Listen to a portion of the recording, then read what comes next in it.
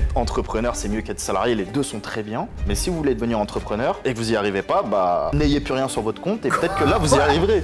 Les techs se font grand remplacer par le ChatGPT, par les no-code, t'as tout dit. Bien sûr, des très bons devs, ils font encore. Mais la valeur créée par un dev, elle perd par rapport à il y a 10 ans. Elle est en décroissance. SimilarWeb, la data qu'ils ont, c'est majoritairement des trucs genre des extensions Chrome, tu vois. Parce qu'en fait, quand tu vois la qualité de données qu'ils ont et la quantité et genre les sources, c'est de l'extension Chrome. Et la théorie qu'il avait, c'était que AdBlock, c'était rachat par SimilarWeb pour pouvoir aller proposer un adblocker, voilà, gratuit, grand public, bien maintenu, et aller prendre la donnée avec ça. J'ai montré que c'était possible et très simple avec ChatGPT de faire une extension pour lorsque la personne qui a l'extension et qu'elle est sur Amazon, s'il n'y a pas ton tag affilié, ça te refresh l'URL et ça te rajoute le tag affilié. Donc ça, c'est le truc de base. 3 idées de niche, on peut faire un chacun. Ah ouais. Idée de niche en affi ou même de manière générale business, ça peut être Telegram, YouTube, SEO, mais 3 business porteurs. Ça va Léo la forme? Franchement mec, nickel. Je suis trop content d'être ici. Je suis trop content d'être avec toi, je suis trop content de pouvoir discuter. Là, faut le dire que la dernière fois, on avait tourné, il y a un peu plus d'un mois, on a fait 2 épisodes d'affilée.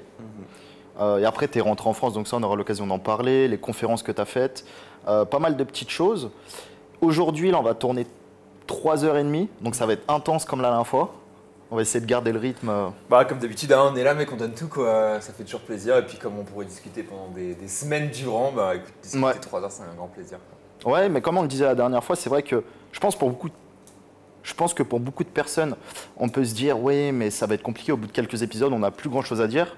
Et moi, je le vois juste hier, je pourrais en parler pendant 3-4 heures. Des fois, tu as des journées où tu fais de la R&D, tu as des clients, des consultings, des trucs, tu as tellement de choses à raconter, tellement d'idées que tu avais eu il y a un an qui sont ressorties la veille.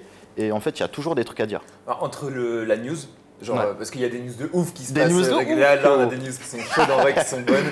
Donc entre la news, entre la R&D qu'on fait évidemment, tu vois, bah, c'est notre cœur de métier, on va dire. Là mec, j'ai fait 1 mois en France, tu sais, 2 conférences, j'ai vu plein de monde, plein de Français, ça faisait trop plaisir de revoir du monde. J'ai une quantité d'infos qui est rentrée qui est énorme, donc ça fait trop plaisir et ça donne trop envie d'en parler, quoi, tu vois. Donc les gens ils se disent peut-être qu'un jour on n'aura plus de sujet. Je pense que le jour où on n'aura plus de sujet, on aura déjà quelques mois de. Ouais, je pense facile. En plus, nous deux, je pense qu'on est des. Alors, moi, pas du tout de manière générale, mais quand tu parles de ma passion, je suis une putain de pipelette, tu vois. Et laisse, frère, des fois, ça peut être désagréable. Et je regardais les 2 épisodes qu'on a fait, donc la dernière fois, mec, là, je vais me focus sur toi et je t'ai préparé plein de questions parce que je fais que parler, je fais que te couper. Et j'ai pas mal de questions à te poser, donc ça va être. Ça va être moi, ça va. Je trouve qu'en général, on est bien équilibré, mais avec plaisir. Et puis, écoute, je te retournerai les questions que j'ai aussi, hein, de toute façon. Il y a plein de trucs, tout sauf la politique, parce qu'en ce moment, c'est le dawa, laisse tomber. Sujet chaud. Les gens se lynchent, alors qu'il faudrait plutôt encourager la solidarité, l'entraide. Mais ouais, sur les réseaux, c'est un peu n'importe quoi. Bref, attends, qu'est-ce que. Et par rapport du coup à ton retour en France, est-ce que tu peux nous expliquer pourquoi tu es rentré, tu as fait des conférences? Ce serait intéressant d'avoir ton point de vue en tant que speaker. Ouais. En gros, il y a 2-3 points. Le premier point, c'est je suis rentré 1 mois parce que je rentre tous les ans au moins 1 mois parce que pour voir mes potes, ma famille, etc. Tu sais, on vit expat, mais on a quand même du monde à retrouver en France à un moment ou à un autre. Donc j'en ai profité, j'ai retrouvé du monde en France. Je suis rentré 1 mois. Je suis rentré qu'1 mois parce que mon visa actuel en Thaïlande fait que c'est un visa étudiant, donc je ne pouvais pas rentrer genre. Alors moi c'était un peu short honnêtement. Normalement j'essaie de rentrer genre au moins 6 semaines voire 8. Ça c'est optimal, tu ça me permet de vraiment passer du temps avec les gens et tout. Là c'était la course. Mais bon, vas-y tu connais, on vit rapidement, on en profite. Et du coup, je suis rentré 1 mois. Comment est-ce que j'ai calé la date de mon retour? Primo, je rentre toujours l'été. Parce que mec, l'hiver en France c'est tristoun quoi, tu vois, il fait moche, il fait nuit tôt. Alors que l'été c'est la folie, les gens ils sont trop contents. Enfin, là, la situation politique fait que c'est un peu compliqué, mais les gens sont plus heureux globalement l'été, l'atmosphère est meilleure, il y a la fête de la musique, il y a des trucs qui sont cool quoi. Le soleil ça joue de ouf. Hein. C'est trop bien quoi, même si là, je veux pas te mentir, le mois de juin c'est pas le plus beau mois qu'on ait eu en France. C'est tous les trucs que je suis là que j'annonce en fait, c'est l'idéal mais bon. Mais du coup, la date de retour, comment est-ce que je l'ai calé? Je discutais avec Olivier qui gère Première Place, Access Link, etc. il y a quelques mois. Et il me disait il y a quelques mois, écoute pourquoi pas avoir une conf sur l'affiliation pour Annecy Web. Donc on discute un peu, je dis ok, bah il me dit si tu rentres en France pour l'occasion, tu vois je te book en speaker. Et je lui dis écoute j'avais besoin d'une date donc ça me va, je cale ma date vis-à-vis de toi et en fait je rentre pour début juin parce que je savais que début juin il y avait Annecy Web. Ok. Donc voilà j'ai calé ma date comme ça. Et ça me permettait de rentrer et de faire une conf qui est un exercice que j'adore faire pour le coup et auquel je prends beaucoup de plaisir. Donc c'était trop bien et ça me permet de revoir beaucoup de monde, de faire du réseau, etc. Parce que toi, tu prends du plaisir à faire la conf. À mort, mec. Ok, Ah, bah ouais, ça, ouais. tu vois, c'est génial parce que la majorité des speakers, à part quand tu as l'habitude, Ouais. quand c'est tes premières confs physiques, tu stresses, t'angoisses et Ouais. tout, et c'est normal, Ouais. tu as envie de bien faire. Et toi, ce qui est bien, c'est que tu as enchaîné 2 confs le même mois Ouais. et tu prends du plaisir, donc Ouais. ça se ressent direct. Franchement, ouais, je repense à ma première conf. C'est vrai que ma première conf, j'étais stressé. Après, c'était black and white. Et l'audience, elle était énervée. Tu sais, en fait, l'audience black and white, c'est vraiment. Ouais. C'est tous les gens que j'ai toujours respectés, que j'ai toujours aimé à mort. Parce que c'est. Bah, je sais pas, c'est les leaders de l'édition qui, tu vois, qui venaient au black and white. Et Bien du coup, sûr. c'était beaucoup de gens que je respectais. Faire une conf, donc ça te met une pression de malade, quoi. Ouais. Donc j'avais vraiment la pression.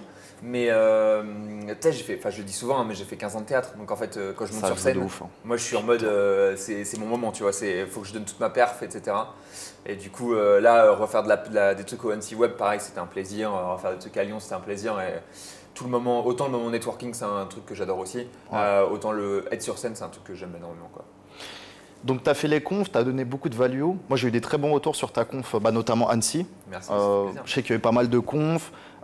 C'est souvent les mêmes gens qui vont aux events. Donc voilà, ils ont des attentes qui sont supérieures des fois à des débutants, évidemment. Et ta conf est beaucoup revenue, donc voilà, franchement, GG. Bah, en plus, ça ouais. sort des sentiers battus, c'est du concret. Ouais. C'est pas. Tu vois, il y a beaucoup de confs théoriques. Ouais. Il y a 10 ans qui étaient très bien au SEO Camp, mais des confs sur le maillage interne, il y en a eu 40. Des confs sur le truc, il y en a eu 40. Ouais. Et venir avec du concret, du cas d'étude, du retour d'expé, c'est ce que les gens veulent. Et la théorie, on la connaît en soi. Bah, en fait, je me dis toujours quand j'arrive avec une conf, donc déjà, quand je fais des confs, j'essaie de faire toujours un sujet de conf qui soit différent d'une Ouais. conf sur l'autre. Parce que, par respect pour l'audience, si tu as les mêmes personnes, tu fais 2 fois la même conf, c'est pas terrible. Enfin, tu vois, ça fait vraiment le speaker qui est là juste pour faire de la promo et qui est pas là pour apporter de la valeur à son audience. Bien Je trouve sûr. ça un peu dommage. Et ensuite, j'essaie de toujours faire un truc où il y a de l'innovation, où il y a de la nouveauté, où il y a des trucs qui sont intéressants. Et autant il y a des fois où on va dire 70% de la conf ça va être du classique et je mettrai au moins 30% de nouveautés, de fraîcheur qui n'ont jamais été vues. Si possible jamais été vues en conf, potentiellement même jamais vues sur internet. Tu vois, il y a des fois où on a des infos qui sont ouf et où on peut les déclarer et on est les premiers à les envoyer. C'est toujours les tops infos. Enfin, toi-même tu le sais, quand tu fais de la vidéo YouTube, Bien sûr. quand tu as une info genre une bête d'info et que tu peux la sortir et tu es là genre personne l'a dit avant moi, Ouais. ça fait plaisir, quoi. L'exclusivité, ça n'a pas de prix, hein. C'est Les ça. gens, ils le savent en plus. Ouais. Ouais. Du coup, typiquement, sur les confs, là en l'occurrence, j'avais un conf sur 10 ans d'expérience dans l'affiliation compétitive que j'ai fait à Annecy. Et là, pour le coup, ce qui était marrant, c'est que c'était que des histoires en fait, que je racontais, des retours d'XP. Il y avait pas c'était pas vraiment un cours didactique dans le sens, voilà, faut faire comme ça parce que ça perf. Ouais. C'était plus genre, voilà, il m'arrivait plein de petits trucs à droite à gauche dans ma vie, et j'ai envie de vous les raconter un peu, quoi. Et avec des leçons à tirer de chacune de ces situations quand même, quoi. Bah, typiquement, l'appel payant que j'ai eu hier, Ouais. Alain, voilà, on ne me dira pas la niche, le business et tout, mais big up à Alain s'il voit la vidéo et je pense qu'il la verra. Si il avait vu ta conf, déjà il y a des choses peut-être qu'il n'aurait pas fait dans son processus là du gros projet qu'il va lancer, Ouais. que tu as eu aussi en call payant. Ouais. Donc franchement incroyable, hein. Ouais. Incroyable. Ouais, franchement, ouais, clairement ça aide pas mal et je pense que ça a ouvert des chakras. Et un truc que j'ai vraiment beaucoup apprécié, big up à la team Cozy, desquels on parle, j'ai l'impression à chaque épisode. À la dernière fois on en a parlé. C'est ouais, ouais, c'est vrai. ouais, ils m'ont envoyé un message. On a dit, c'était grand. le but, c'est pas. Parce que toutes les vidéos, personne ne name drop. Tu vois, Ouais. on dirait personne ne veut faire de la pub. Nous, le but, c'est de name drop un maximum, frère. Mais je parle de tous les gens que j'aime, j'ai envie d'en parler, tu vois. Bah, il faut Et pas se donc, brider. la team Cozy qui a posé des questions après ma conf, etc. On a pas mal discuté de petits sujets. Et ouais, on discutait et en fait c'était ouf parce qu'eux ont vraiment une dynamique très white hat, tu vois. Et en fait, ils sont ici pour avoir des gros clients et faire du white hat et faire du propre. Bien sûr. Mais tu vois que à l'intérieur d'eux, ils sont un peu genre trigger et ils ont envie de découvrir de quoi on parle quand on parle de salle tout le temps, tu vois. Et en fait, pendant ma conf, tu avais vraiment un truc où tu sentais qu'ils étaient attentifs, qui kiffaient avoir mes feedbacks sur mon expérience dans les thématiques compétitives. Et on en a pas mal rediscuté après. Et tu sens qu'il y a un truc où on voit, je pense, tous les deux, chacun de notre côté, le potentiel de l'interstitiel entre les Bien deux. sûr. Tu vois, genre en gros, moi j'adore le côté. Enfin, ils sont en train d'avoir un côté communauté, engagement, etc. qui est fort. Et eux, qui est très white. Et moi de l'autre côté, eux s'intéressent aux méthodes plus black et agressives.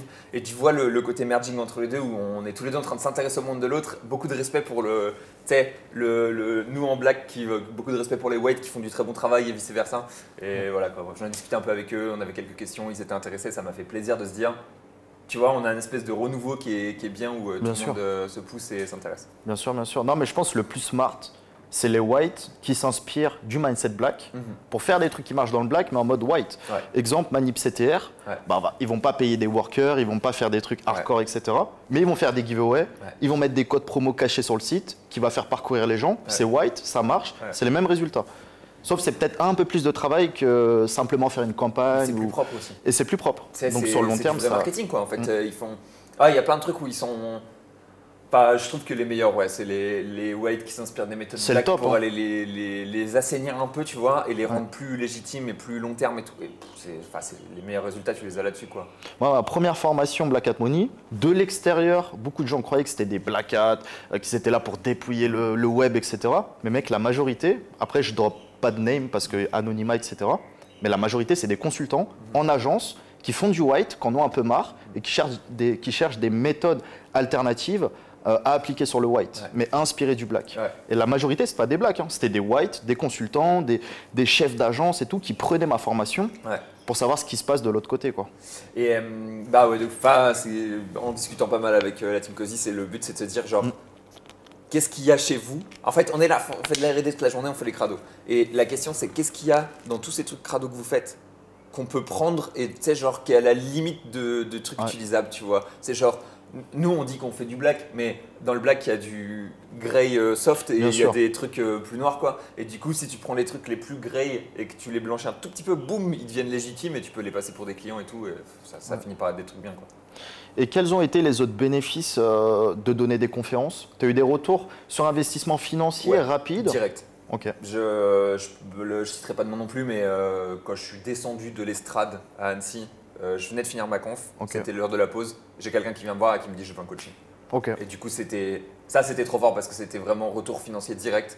Et c'est genre instantanément, ça rembourse mes billets de train et ma situation et la journée que j'ai perdue. Et je me dis. Coaching, c'est quoi? C'est 300 euros? Ou c'est plus? Attends, je réfléchis. En fait, ça dépend. À l'heure qu'il est, je le vends en gros sur les thématiques très sensibles, je le vends à 500 pour une heure. Sur les. Quand je dis thématiques sensibles, c'est gambling en général parce que c'est la thématique où j'ai beaucoup d'expertise. Et sinon, en général, je le vends 420 pour la première heure. Et ensuite, 350 la deuxième et 300 la troisième, un truc comme ça. Donc, voilà, quoi. Franchement, c'est dans le budget pour ces thématiques-là. C'est des super industries qui surpayent. Donc, c'est normal de payer davantage leurs consultants qui ont une expertise sur le sujet. Et puis, en fait, c'est des endroits où je sais que les gens ils vont tirer la valeur que je leur apporte. Tu vois, en gros, si tu as envie de te développer dans une thématique comme ça et que tu me payes 400 euros pour une heure, je vais t'apporter assez de valeur pour que tu rentabilises tes 400 euros.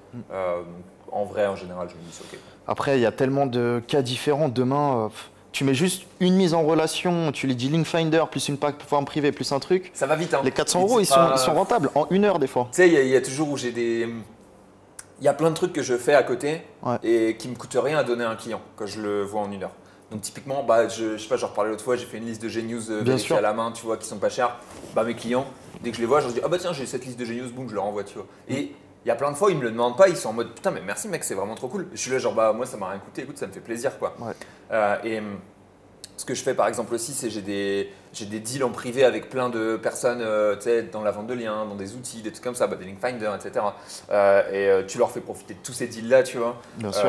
Du coup, honnêtement, quelqu'un qui achète beaucoup de liens, je pense que même sans utiliser l'heure de coaching, tu vois, juste les 400 euros pour avoir les deals, ça vaut le coup déjà. Et potentiellement, la valeur dans le coaching est là aussi, quoi. Donc, en vrai, l'un dans l'autre, je pense que dans tous les cas, c'est worth it. Et j'ai 100% de clients satisfaits, honnêtement. Là, j'étais revoir tous mes clients récemment, un par un, et leur demander, franchement, est-ce que tu es satisfait? Est-ce que tu es chaud pour me laisser une review? Est-ce que tu vois, qu'est-ce que tu en penses? Ils ont tous été 100% satisfaits.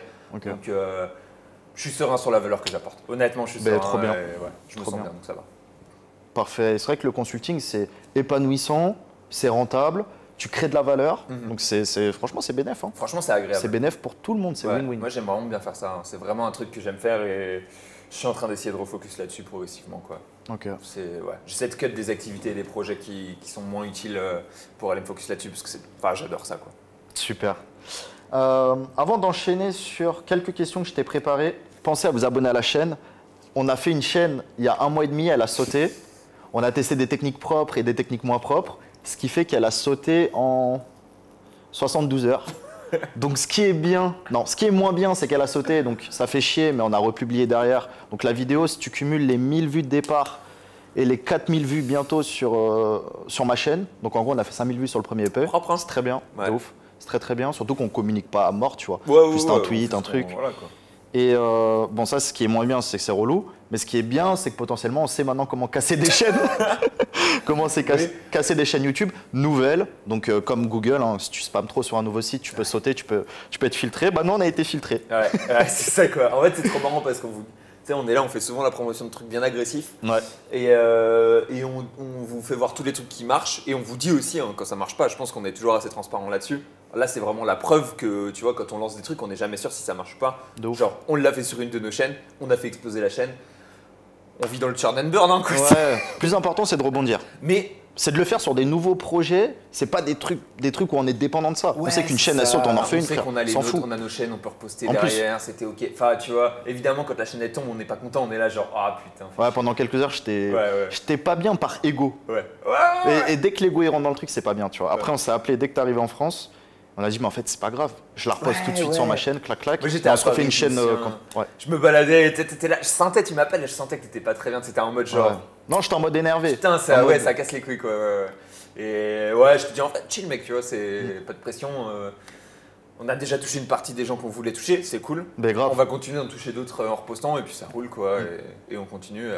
L'important c'est de rebondir comme tu dis. Ouais. Après, j'étais plus énervé parce qu'on va dire, c'est ma responsabilité par rapport à toi. Donc tu vois, c'est un peu cette dette émotionnelle-là quand tu as des partenaires, ce qui peut te pousser, mais ce qui fait que tu peux moins prendre des décisions parce qu'il faut qu'on se concerte ensemble. Puis si j'étais tout seul, frérot, la minute d'après, je refais une chaîne, je refais un truc. Donc, mais il y a plus d'avantages d'être en partenariat. Mais là, tu vois, c'est en mode, gros, il s'est passé telle merde, tel truc, je te propose ça. Tu m'as dit, ouais, vas-y. Arriver avec des mauvaises nouvelles, c'est jamais agréable. Grave, t'avais atterri 30 minutes avant. J'étais complet jet lag. En train de marcher dans Paris en mode genre. J'ai cherché ta meuf sur Instagram. Ouais, dis à Léo là très rapidement, appelle-le. C'est urgent, clac, clac. En plus, on s'en fout, tu vois, mais après, c'est plus proactivité. T'étais sous pression, ouais, je comprends. Mais là-dessus, je te le dis en vrai, toi, moi, je te fais confiance à 100%. Si t'as une bonne expérience là-dessus.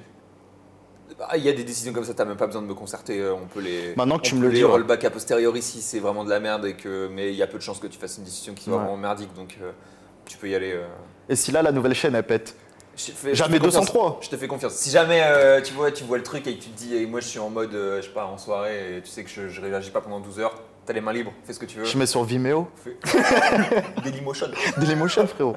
Dailymotion. Ouais, la commission. Putain, Dailymotion, mec. J'ai jamais réussi à charger une vidéo dessus.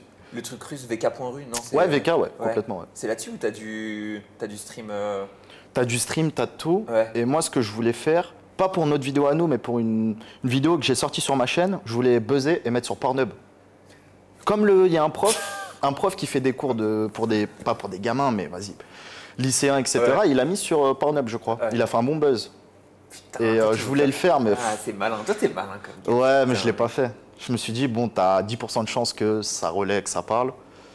Mais peut-être une prochaine fois. Ouais. Fais ça, mec. Ouais, marrant. Mais grave. C'est marrant. Mais grave. Mais par contre, si tu cliques sur le lien, mec, t'as plein de photos, plein de trucs. Il y a des gens qui vont être dégoûtés. C'est le concept du site, mec. De Pornhub. Ouais. Après, ouais. Toi, tu connais un peu le dating, donc c'est ok, quoi. Tu peux. Ouais, mais moi, je vois rien. Toi, tu fais partie des gens, t'as trop travaillé dans ce domaine-là, t'as le filtre. On en parlait là, c'est un problème, c'est que t'as le fit et tu vois plus rien, quoi. Ouais, j'ai discuté pas mal avec des gens et ils m'ont dit. Moi, j'ai encore des problèmes avec le dating, c'est une thématique que je connais pas bien et quand j'en parle à chaque fois, j'en parle comme si je parlais d'un truc que je connaissais, mais en vrai, j'y connais pas grand-chose, donc prenez pas ce que je dis sur le dating comme acquis. Mais il y a beaucoup de gens qui me disaient, ouais, genre j'ai le fil, tu vois. Genre, tu vois plus les trucs. Et moi, quand t'as fait des sites pendant des années. Moi je les vois encore et ça me casse un peu les yeux, hein, je t'avoue. Ok. Moi je t'avoue que je les vois même plus. Hein. Ouais. À récupérer les flux de plein de sites, plein de trucs, monter des sites auto, t'as des images de boules partout, mec. Ouais. Tu vois même plus. Hein. Ouais, putain. Donc voilà les amis, pensez à vous abonner à la chaîne avant qu'elle pète à nouveau. Et, et petite question, comment Léo choisit parmi toutes ces opportunités? Parce que là, je pense que tu as plein d'opportunités, etc. Tu es monté très vite en puissance sur YouTube, sur les réseaux. Tu dois être courtisé de partout, je le sais. Tu as certains projets, des grosses boîtes qui te veulent en tant que consultant. Quelqu'un hier, par exemple, qui va te missionner pour que tu lui sélectionnes les meilleurs liens potentiellement pour son projet. Donc tu vois, tu as plein d'opportunités. Qu'est-ce que tu fais pour garder les meilleurs? Ouais, je suis super mauvais pour ça, honnêtement. Dans le sens où moi, je dis oui à tout, en général, ce qui n'est pas du tout une bonne chose. Là, je commençais récemment, il n'y a pas longtemps, j'ai dit non à quelqu'un. J'étais trop content et je lui ai dit non en mode il faut que j'apprenne à dire non parce que ce focus, c'est. Putain, ouais, bah, je vais encore faire des références en Mozi parce que c'est ce que je bouffe comme toute la journée. Mais il dit la quantité de focus que tu as, c'est la quantité de non que tu dis. Et en fait, dire non, c'est le vrai focus. Et du coup, voilà quoi, là, alors qu'il est, je suis en train d'essayer d'apprendre à dire non progressivement. À qui est-ce que j'ai dit non il n'y a pas longtemps? C'est dur de dire non. Hein. Ouais, je sais plus. En plus, je sais même plus à qui je l'ai dit, mais c'était un truc qui était pas ouf. Ouais, non, c'était un truc dans lequel. Même si j'aurais dit non dans tous les cas parce que ça me paraissait pas fiable comme point, en gros. Mais là, progressivement, je suis en train d'essayer d'apprendre à dire non et c'est un peu difficile. Ouais. Donc, je suis en phase d'apprendre à le faire. J'ai pas mal d'opportunités. Bon, écoute, j'essaie de toutes les travailler un peu. Mais ouais, là, en ce moment, j'ai toujours des problèmes de calendrier, de charge de travail. Là, je suis en train d'essayer d'apprendre à travailler plus. Ça paraît un peu bizarre dit comme ça, mais souvent les gens ils sont en mode ouais, il faut travailler de ouf et tout. Moi, honnêtement, depuis que je suis indépendant, j'ai jamais aussi peu travaillé, tu vois. J'ai dû passer de 35 heures semaine à 20-25, tu vois. Mais là, le mois de juin, avec toutes les conférences, le retour, la famille, etc., j'ai pris du retard sur ce que je devais faire. Ouais. Plus j'ai fait moins de CA honnêtement en juin, donc j'avais le seum et du coup là je suis là en mode genre allez, il faut que je charbonne et que je vais rattraper. C'est ça que je voulais te demander. Ouais. Parce que normalement quand tu plantes des graines, tu récoltes pas directement, tu récoltes après. Mais vu que toi tu n'es pas sur de l'infoproduit, tu n'es pas sur de l'event, tu es sur du service pour le moment en partie, même si tu as de l'édition et tout à côté, bah, si tu es sur du service, c'est vrai que quand tu n'es pas là, ça paye pas. Mais par contre, le service, ça rapporte vite beaucoup, mais il faut être présent. Ouais, et puis après, moi j'ai un modèle qui est un peu particulier dans le sens où le gros de mon CA, c'est des gens qui me bookent un pack d'heures. Ouais, tu vois. Et donc, en gros, j'ai un challenge sur le fait de vendre un pack d'heures, tu vois, de trouver un client à qui je vais pouvoir vendre un pack d'heures. Et ensuite, j'écoule les heures progressivement, mais tu vois. Moi, caler les heures de consulting, c'est pas compliqué parce qu'un pack d'heures, tu vois, si je prends 3 000 € pour 10 heures, en gros, en général, les 10 heures, ça prend pas beaucoup de temps de travailler 10 heures, tu vois. Donc, c'est pas un truc qui prend énormément de temps. J'apporte beaucoup de valeur à chaque fois que j'ai un call, à chaque fois que j'ai un truc client. Mais c'est plus difficile pour moi de trouver des clients à qui je vais vendre 10 heures d'un coup. Okay. Parce que c'est là-dessus que je fais le gros du CA. Bien sûr. Qu'autre chose. Et tu as raison sur le fait de planter des graines puis récolter, dans le sens où au début, j'ai encaissé beaucoup parce que j'ai planté des graines pendant 5 ans avant en fait. Et je m'en rends compte maintenant. Et en fait, mes premiers mois ont été forts en CA parce que c'était des mois où il y avait des graines qui ont été plantées pendant longtemps et j'avais pas besoin de rentrer dans le modèle classique, de faire parce qu'en fait, les graines étaient là depuis longtemps. Donc en fait, ça m'a permis d'encaisser fort au début. Et du coup, maintenant, il faut que je shift et il faut que je fasse de l'acquisition client plus sérieusement. Il faut que je fasse, bref, plein de trucs. Ouais, c'est ça. Tu peux planter beaucoup de graines. Mais si tu n'as pas l'offre qui convient derrière, c'est compliqué de convertir. Mais si tu as les graines, donc les gens qui parlent de toi en gros en public mais surtout en off, et que tu as un produit, une offre qui convient, bah là t'encaisses. Hein. Bah là c'était le cas honnêtement, mais maintenant il faut que j'augmente encore. Il faut que j'augmente le débit, il faut que j'augmente l'acquisition client, enfin bref, plein de trucs quoi. Et quand tu es tout seul en indé, c'est toujours touchy de faire tout ça. Il faut que je parle avec… tu sais, en fait au final on en parle. J'ai de l'expérience parce que j'ai fait du freelance avant, etc. il y a longtemps, mais ça fait que 3 mois que je suis indépendant, tu vois, que je suis entrepreneur, entre guillemets. Du coup, mon expérience, elle est super limitée au final. Du coup, là, dans les trucs que je vais lancer et que je commence à faire, je commence à ping un peu des consultants qui sont là depuis longtemps, qui encaissent bien, et je leur demande comment tu fais, tu vois. Toi qui as 20K de MRR, comment tu fais? Toi qui es à 15K de MRR, comment tu fais? Toi qui as peut-être 30K de MRR, comment est-ce que tu fais? Et de voir aussi, de parler de MRR, mais de résultats, parce qu'il y a pas mal de consultants.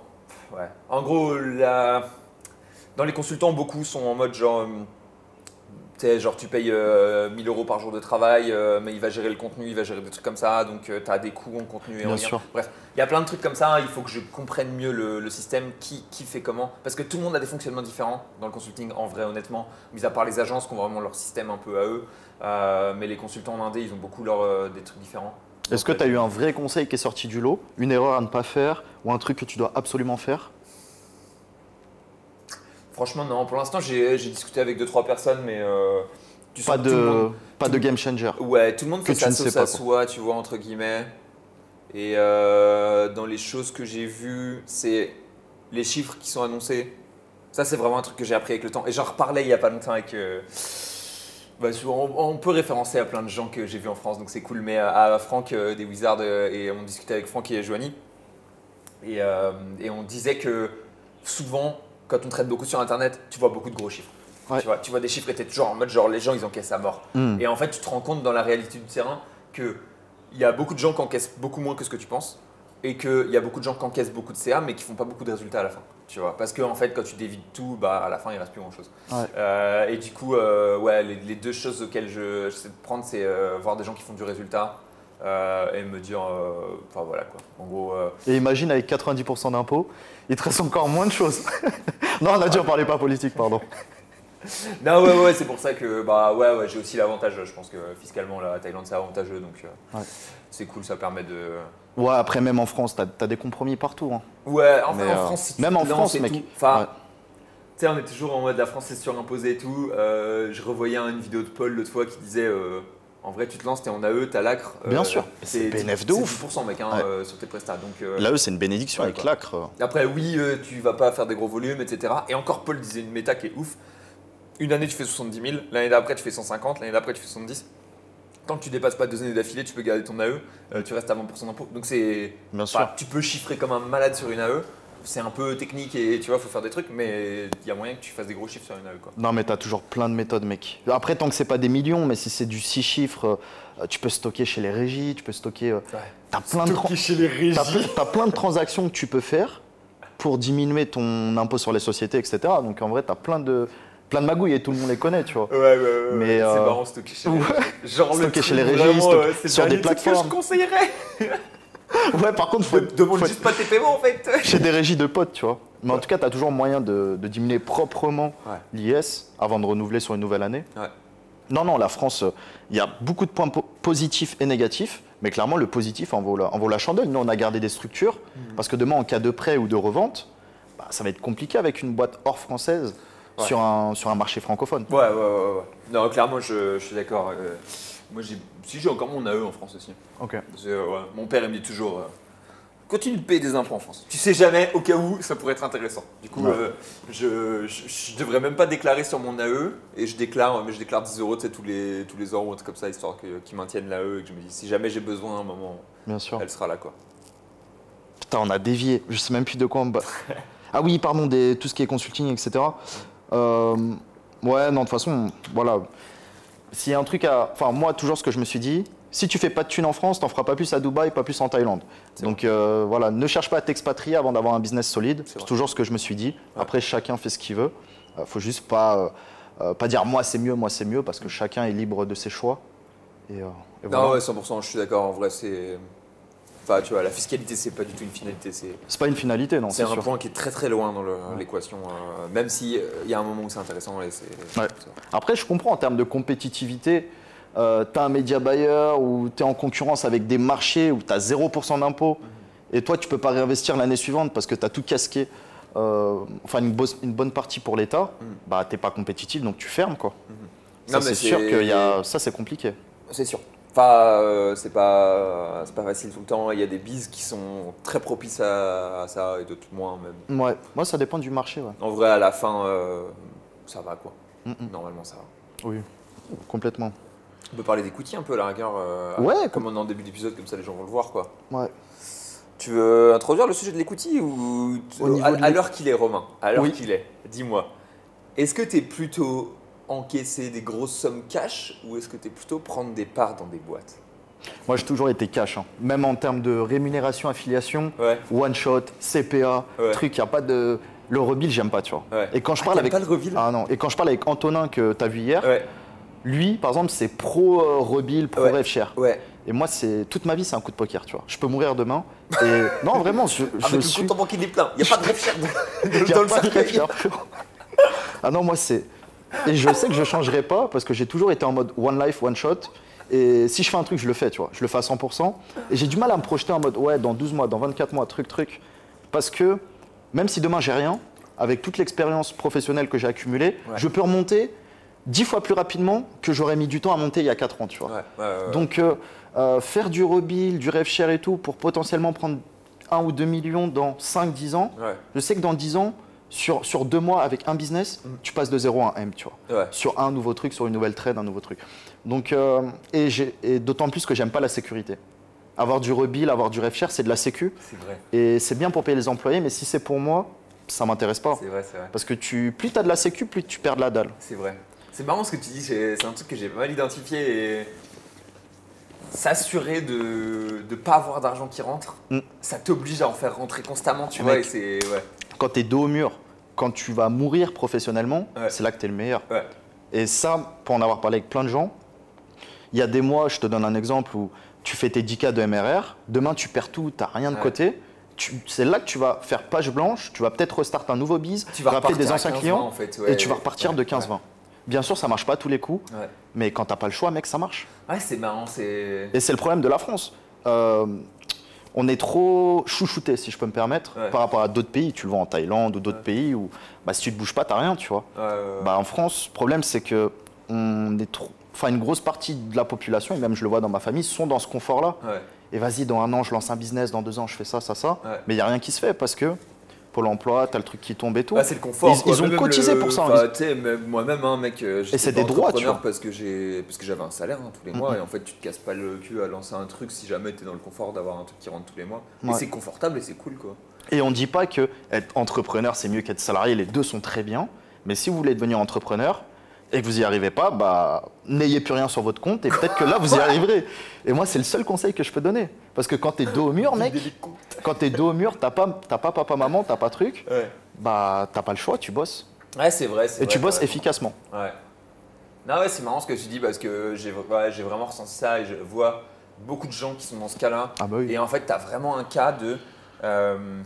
Il y a beaucoup de gens qui commencent à faire un truc, tu vois, qui commencent un biz et qui s'arrêtent en fait à partir du moment où le biz il crache 3K par mois parce que Ouais. c'est ce qu'il faut pour vivre. Et du Bien coup, sûr. ils sont en mode genre, bah c'est bon, le biz il crache ce que j'ai envie qu'il crache, c'est pour vivre. En fait, ils ralentissent le travail, l'énergie, l'agressivité, etc. Tu vois, et en fait, ça devient un biz chill, quoi. Et on le précise, 3 cas par mois, c'est très bien. Mais si vous aspirez à plus, bah là, il y a des méthodes comme on vient Ouais. d'introduire. Ouais. Les 3 cas par mois, c'est très bien. Non, Tout ouais, le monde ne c'est- veut pas faire 10 cas, 30 cas. Non, il faut bien l'expliquer sûr, parce que mec, mais- la majorité de la population, pas forcément de l'audience, mais de la population, vont dire ouais, ils se la pètent, ils font 3 cas par mois, ils veulent nous dire comment faire 10, 20, etc.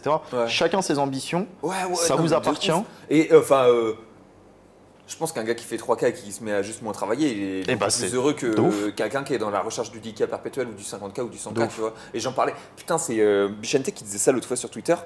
Il y a un gars qui disait ouais, les entrepreneurs qui optimisent leur vie, ils sont plus heureux que l'employé moyen qui prend 2K par mois et qui se prend pas la tête. Et Bichente disait non, mec, genre honnêtement, non. Je pense Ouais. que l'employé moyen qui prend ses 2K et qui est heureux, et il est plus heureux que nous, entre guillemets, ou les entrepreneurs qui sont là à essayer de grind toute la journée pour aller chercher plus. Et en fait, c'est pas forcément quelque chose qui va vers le bonheur, tu vois. Et après, bon, bah, c'est d'autres questions qui se posent, mais Bien sûr. grosso modo, c'était intéressant de se dire. Nous, on est un peu toujours dans cette recherche du plus, parce que je pense que c'est le jeu auquel on aime jouer, Ouais. mais c'est pas ce qui te rend heureux fondamentalement, quoi, tu vois. Je pense que c'est d'autres choses qui me rendent heureux, moi, alors qu'il est que la recherche du plus. Mais c'est un jeu que j'adore, donc je Ouais. continuerai d'y jouer. Ouais. Moi, je sais que mes émotions sont clairement indexées sur mon taf. Ouais, Ça veut dire que je fais un moins bon mois que j'ai prévu en termes d'objectifs ou le moins bon mois de l'année, Ouais. je vais être grave triste. ouais. Mais triste pendant un jour. Après, le lendemain, bah, je me lève plus tôt, je me bouge le cul Ouais, et je faut y bosse. aller, tu vois. ça la dalle, Donc, quoi. c'est ça, il y a des moments, de toute façon, pour être heureux, il y a des moments de tristesse. Sinon, tu peux pas être heureux H24, c'est logique. Mais moi, ça m'arrive d'avoir des périodes de down, mais Ouais. c'est très rapide, très intense. Ouais. Et après, je repars. Ouais, Par contre, je suis repris pendant 2-3 jours et je bosse, quoi. ouais. Ouais, mais peut-être t'es un charbonneur de l'enfer aussi. Ouais, après, comme toi, tu disais, parce que j'aime ça. Ouais. Mais je peux pas nier que si mon travail n'est pas performant en termes de résultats, je serais pas heureux, tu vois. Ouais. Je serais pas heureux comme si j'avais fait un très bon mois. Ouais, moi Et en parce- gros, j'ai un peu de mal avec ça. Je vais t'expliquer pourquoi. Et avec ton modèle un peu sur ce côté-là. Bien sûr. J'avais un rendez-vous psy l'autre fois. Je vois une psy de temps en temps. Je pense que c'est important pour la santé mentale. On en parlera plus tard. Très d'ailleurs, important, Et du coup, elle me disait, je disais en vrai, ça me fait chier en ce moment.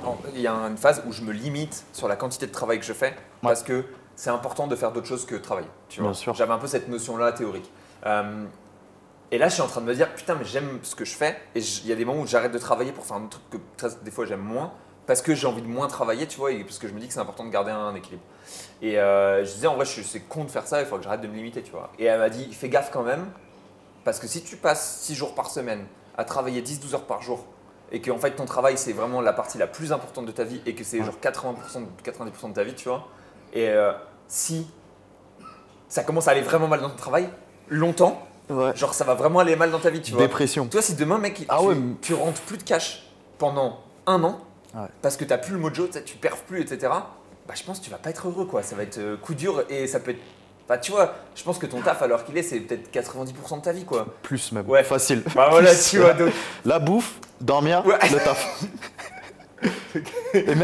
Et je vais le dire sincèrement, devant la caméra, même en étant, là je vois quelqu'un, une fille, même en étant avec elle, magnifique modèle, etc., je suis le plus heureux quand je travaille.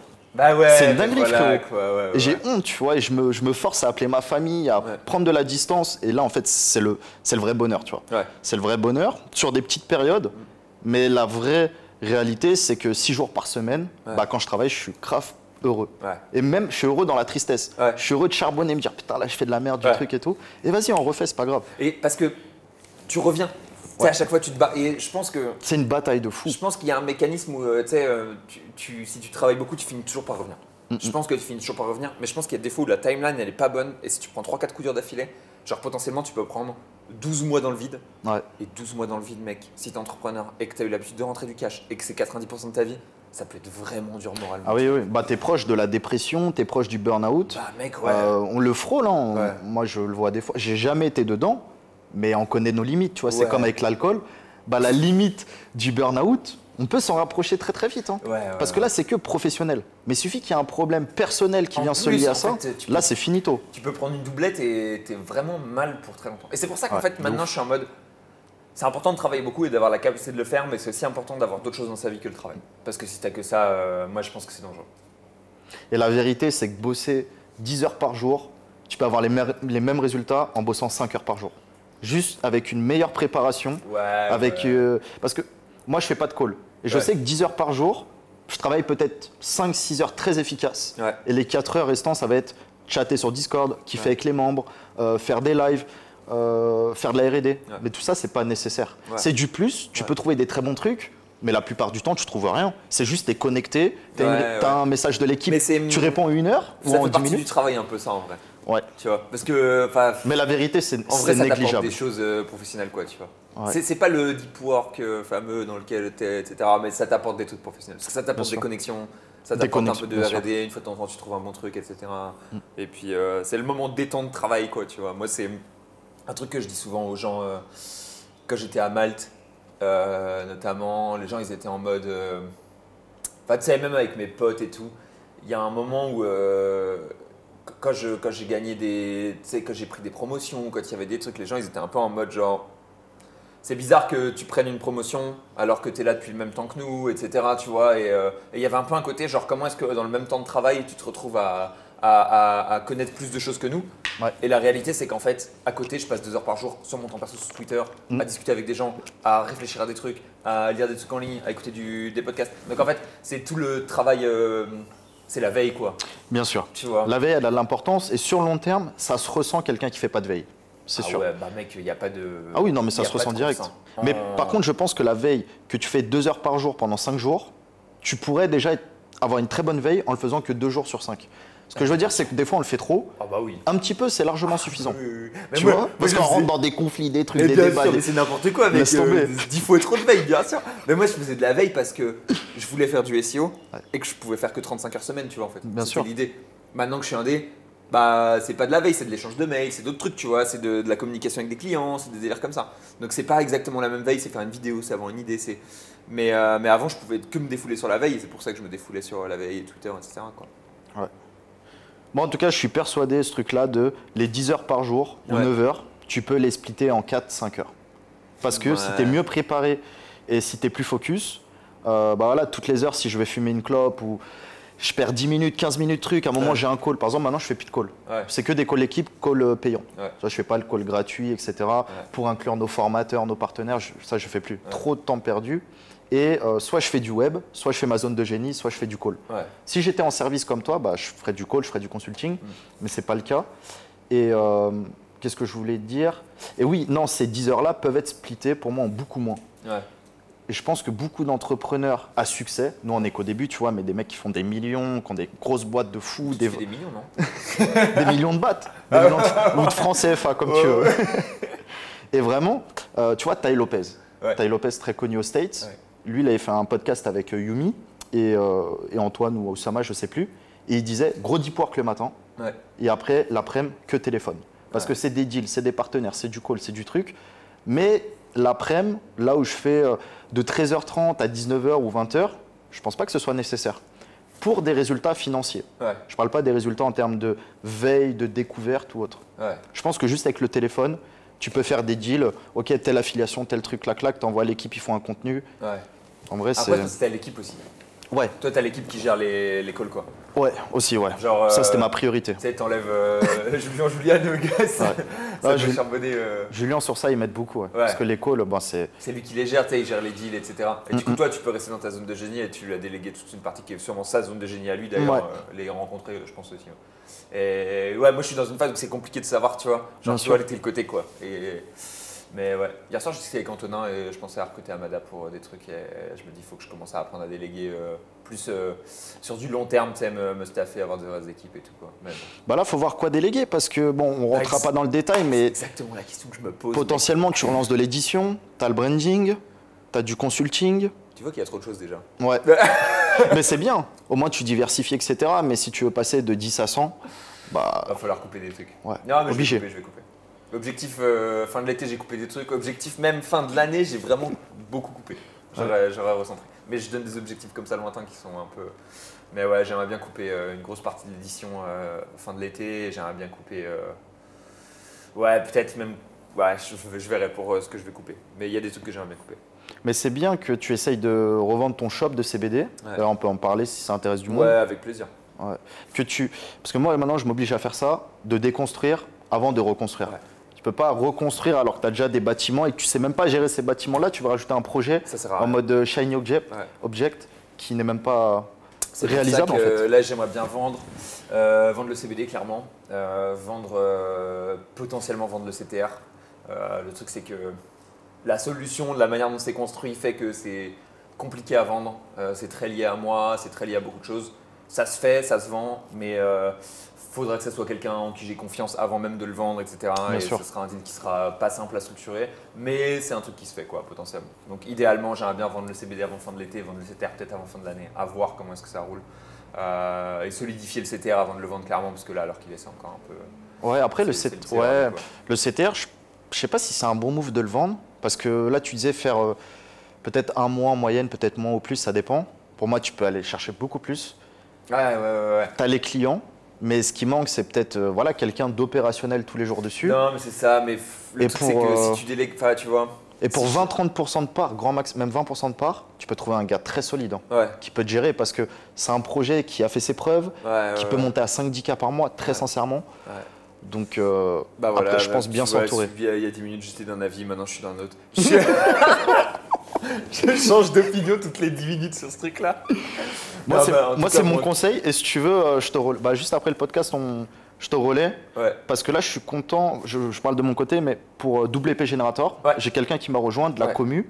Je donnerai pas son nom, garder l'anonymat, mais qui va prendre ma place pour un nombre de parts précis, très compétent. Et en 2 semaines, il m'a bluffé, tu vois.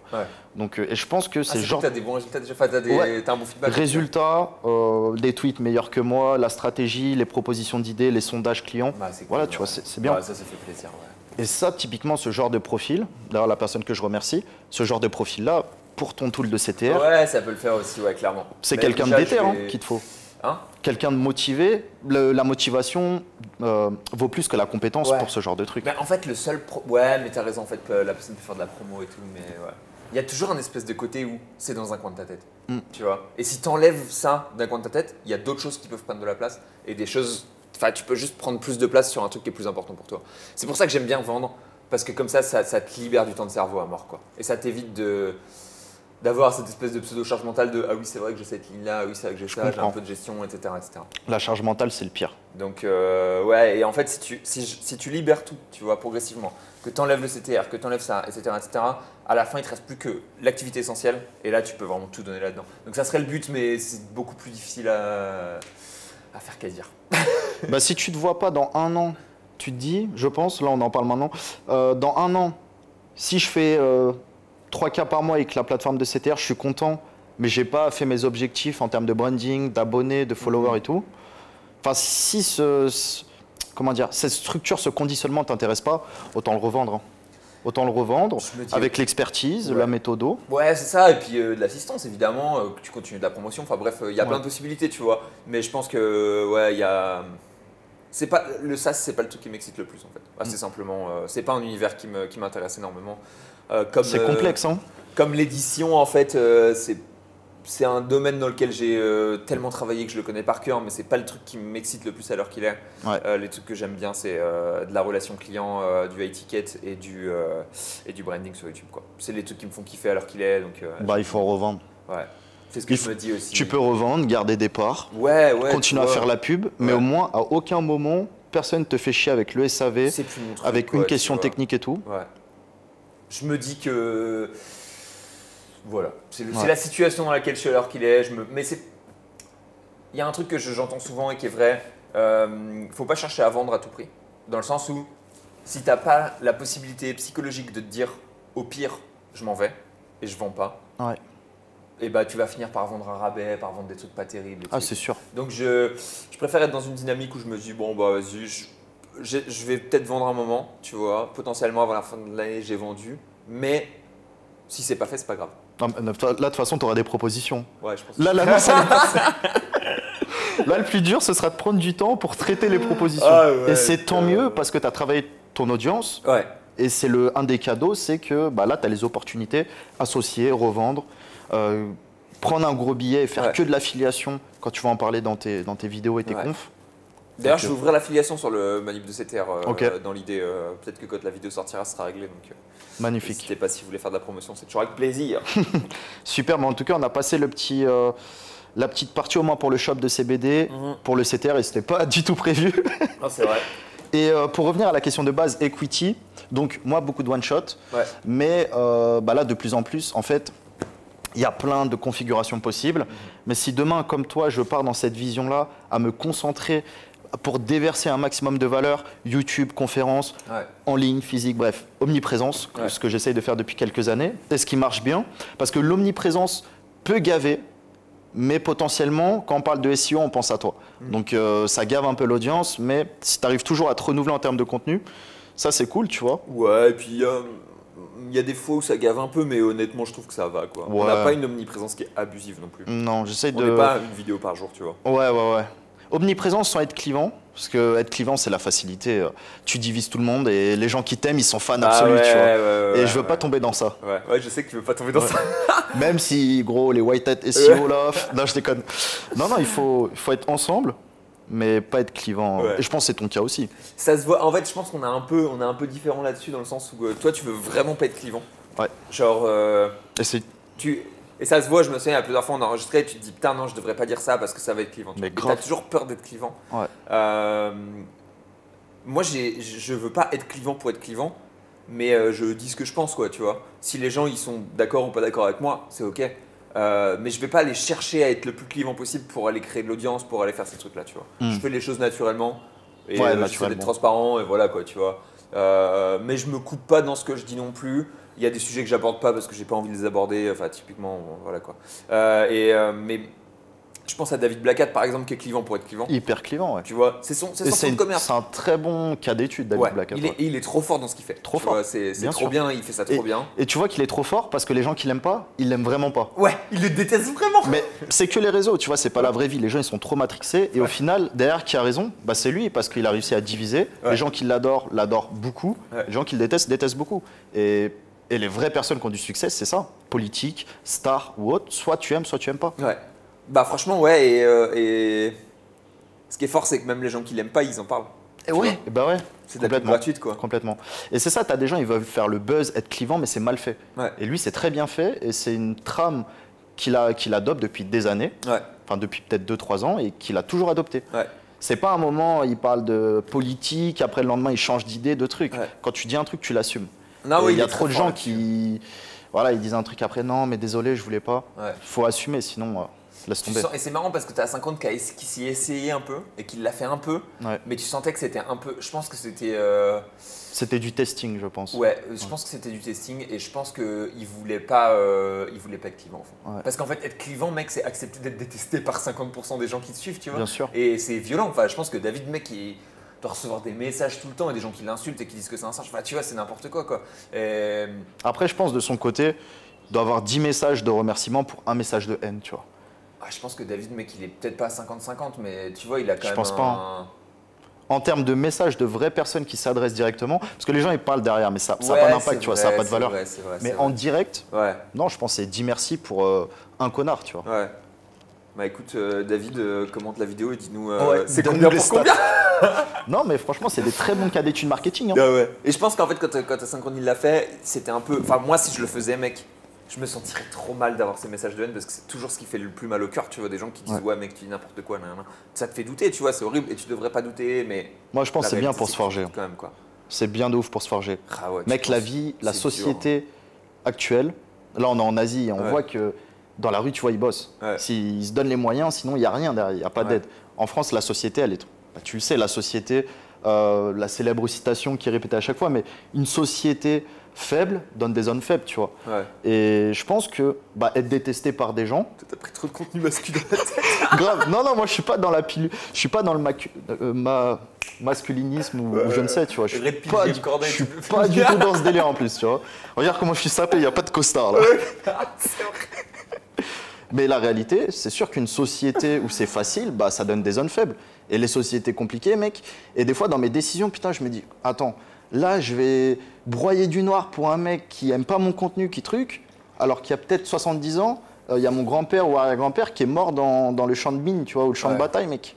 Et en fait, on est trop matrixé avec cette nouvelle société qui, en fait, tout est donné. Ouais, Tout est donné moi je et- pense que c'est un peu et on violent se- comme mode de pensée. Ouais. Moi je suis plus Ouais, en les mode réseaux, genre, il y a un gars qui me dit ouais j'aime pas ce que tu fais. Après je me dis ouais mais attends Ah mec, oui. il y a 10 gars qui m'ont dit qu'ils aimaient ce que je faisais. Hmm. Ça va, tu vois, 1 pour 10 c'est ok. 1 pour 10, c'est OK. Ouais.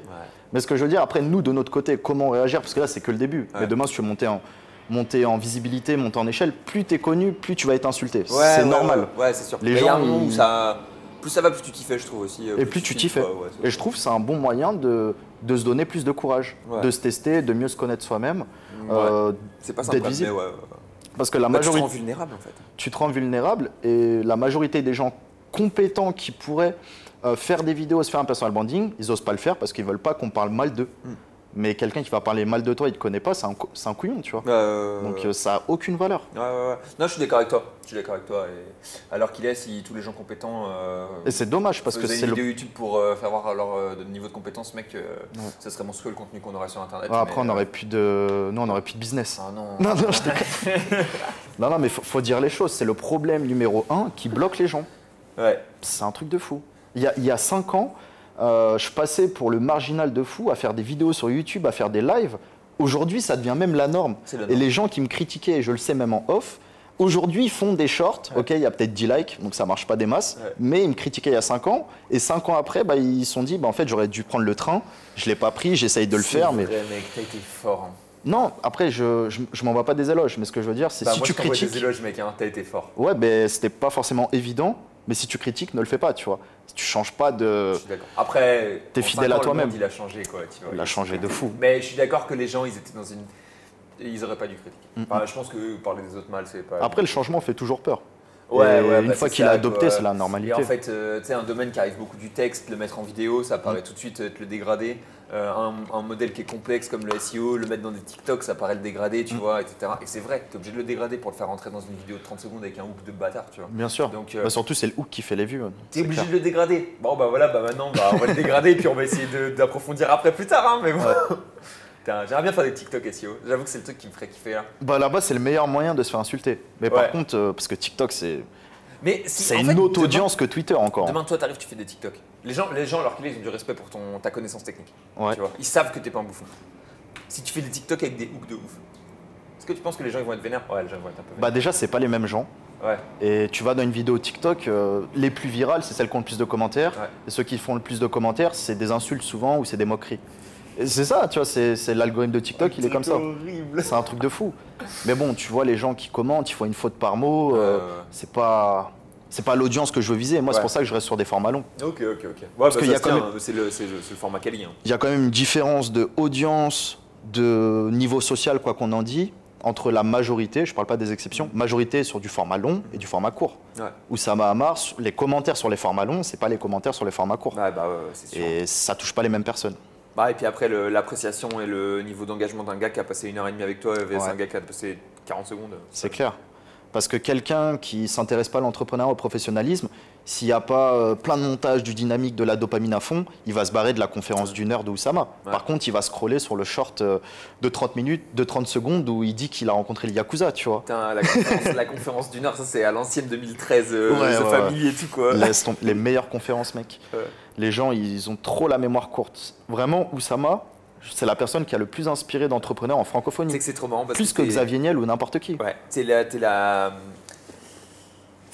j'ai parlé avec Sylvain Lannéry qui taffe chez Eskimos, qui est un très bon directeur technique chez Eskimos et trop intéressant de discuter avec lui. Ouais. Big up s'il regarde là aussi. Il disait justement que je disais que j'aimais pas Oussama parce que je trouvais que c'était bullshit, bref, comme d'hab. Je tiens toujours mon discours. Bien sûr. Et lui disait en vrai, il a apporté des bêtes de choses et tout, la value proposition. Et j'étais là genre ouais, mais c'était en 2013, tu vois. Je pense en 2013, c'était un génie et il a révolutionné l'entrepreneuriat français. Il a révolutionné. Après maintenant, je vois ce qu'il fait. Enfin, tu vois, moi je suis pas fan de son permission, donc voilà, c'est toujours le truc. Mais clairement, je trouve qu'il a été value à mort. Et quand j'étais en 2015, 2016. Ouais, 2016, un truc comme ça, je me souviens quand j'étais en cours et j'avais un très bon pote, très fan d'entrepreneuriat qui m'en parlait tous les jours, il était fan et c'était le... Ah, c'est un bon ton pote. Ouais, tu vois, ça peut être mon meilleur pote. Et il t'en parlait tous les jours. Ouais, c'est ça, il est entré dans cette boucle. Il était en mode, il regardait les conférences d'Oussama et il était en mode la valeur qu'il délivre, c'est un truc de ouf, il te fait comprendre des concepts. Et moi, j'étais pas du tout dans une dynamique entrepreneuriale à l'époque. Et du coup, j'étais en mode genre, ok, bullshit, mais anyway, tu vois, enfin, je m'en battais les couilles, quoi. Et là, du coup... maintenant que tu vois Oussama qui est comme ça, enfin bref, j'aimerais bien presque regarder les trucs à l'ancienne, mais j'ai peur que ça a un peu mal vieilli. Maintenant, si je compare à Sans Permission, ouais, ça a un peu mal vieilli, mais les concepts, c'est toujours les mêmes. Ouais. Et encore aujourd'hui, tu vois, on dit que c'est des vidéos d'il y a 8 ans, c'était un des premiers à disrupter, à dire faites un MVP. Et tu vois, aujourd'hui, le terme MVP, c'est normal. Ouais. Aujourd'hui, le terme Lean Startup, c'est normal. Ouais. C'est lui qui a importé ça dans la sphère francophone. Qui les a popularisé, quoi. Qui a popularisé grave. Et en fait, tous les gens... Et les gens ont fait de la merde. Avec, tu vois, MVP, maintenant, les gens, ils font n'importe quoi. En fait, je vais pas créer une boîte, je vais créer un MVP.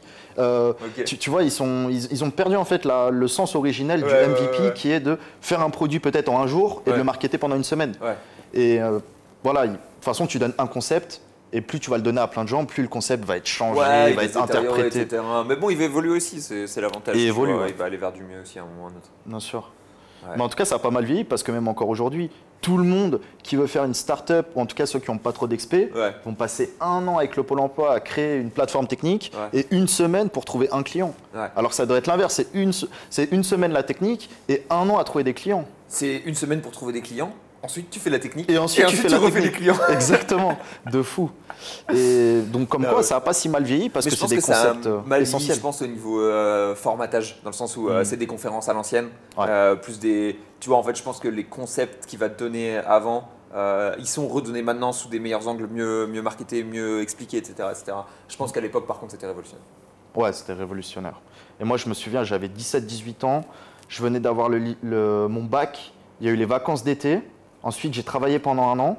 en alternance. C'était ma seule année d'études et franchement, c'était Ah top. ouais, t'as fait une année d'études en alternance? Ouais, Putain, vas-y, alternance. on en parle 2 minutes, c'est marrant ça. Startup agri-économie. Donc en gros, Agri-économie, c'est quoi? moi, alors, au niveau des études, j'avais trouvé très rapidement une école. Ouais. En fait, je ne savais pas si directement j'allais continuer à me former, parce que le SEO c'est bien, mais mon but c'était pas de faire des titles dans une agence ou de faire que du dating. Et je voulais plutôt avoir des compétences, mais surtout les projets annexes, pas le SEO. Toi, t'avais pas 18 ans, tu étais dans le dating déjà. Ouais, bien sûr. Putain. Obligé. Gaming, jeux vidéo, dating, etc. Ouais. Obligé, ouais, bien Et sûr. nutrition, non, c'est ça? Et nutrition, ouais. Ouais, Et je me souviens, mon gars, t'inquiète. Et en fait, ouais, j'ai fait 1 an pour m'enrichir professionnellement sur d'autres sujets. Ouais. Le SEO, je maîtrisais, mais je voulais apprendre ce que c'était la compta, je voulais apprendre des notions de start-up, d'investissement, de levée de fonds. Ouais. Donc j'ai rejoint une start-up qui s'appelle Agriconomie, qui ont gagné plein de prix e-commerce, voilà, très très connu dans le milieu start-up tech francophone et surtout agricole. Ouais. C'est un marché, c'est des milliards d'euros, tu vois. Marrant, Laisse tomber. Et franchement, hyper intéressant, grosse équipe. Et à côté de ça, j'ai fait 1 an d'études. Donc j'ai rencontré Elliot Bobier, qui était prof de SEO justement. Donc là, on a matché direct. Moi, je lui ai parlé de Black Hat. Il avait son agence web. Et non, franchement, hyper intéressant l'alternance. Et pendant cette alternance-là, je me souviens, le soir, mec, j'avais pas de... Toi, j'étais jeune, donc je pouvais me permettre de rentrer, prendre saucisson, bière et pendant 3 heures d'écouter Oussama Ammar, quoi. Le truc vraiment de gros porc, mais je prenais des notes, même des vidéos de 3 heures, je les regardais 2-3 fois en l'espace de quelques mois. Putain. Et franchement, ça m'a mindfuck. Trop de trucs que j'ai appliqués se sont avérés. Se sont avérés vrais, tu vois. Putain, c'est pas étonnant en vrai, mais c'est ouf, c'est marrant. C'était trop intéressant. C'est intéressant ce feedback que tu as. Trop intéressant. Ça m'étonne pas du coup que tu sois fan de Sans Permission en fait. Ouais, t'as déjà délivré trop de valeur. Enfin, c'est genre t'as une dette envers ce gars éternel au final. C'est une putain de dette. Et comme moi j'ai pas vu ses conférences et que je le découvre un peu avec Sans Permission, qui est un peu lent, avec Kiyomi qui est un peu genre lisse et tout. Ouais, lisse, ça c'est le problème. Je suis là en mode genre ouais les gars, c'est bon, ça va quoi. Mais ça m'étonne pas que toi du coup t'aies une relation particulière. Et c'est comme ce qu'il dit Hormozy, c'est en fait les gens ne te payent pas pour ce que tu vas leur délivrer, mais pour ce que tu leur as déjà délivré. Et moi, Oussama, il m'a délivré pendant 8 ans de la valeur. Depuis que j'ai 18 ans, j'en ai 26. Donc maintenant, s'il fait un dîner où il faut payer 2-3 000 euros et que j'ai envie d'y aller, je vais le payer, tu vois. Sans problème. Parce avec plaisir, je l'ai déjà renté les 2-3 000 euros. Avec 8 ans de valeur. Et en fait, je comprends maintenant que faire des vidéos sur YouTube, SEO, moi depuis 3-4 ans, les gens ils payent.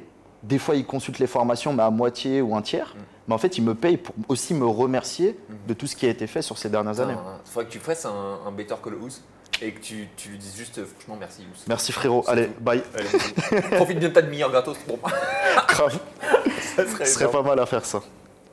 Et du coup, on a pas mal dévié, mais sujet grave intéressant. Et pour revenir à l'equity, il y a 30...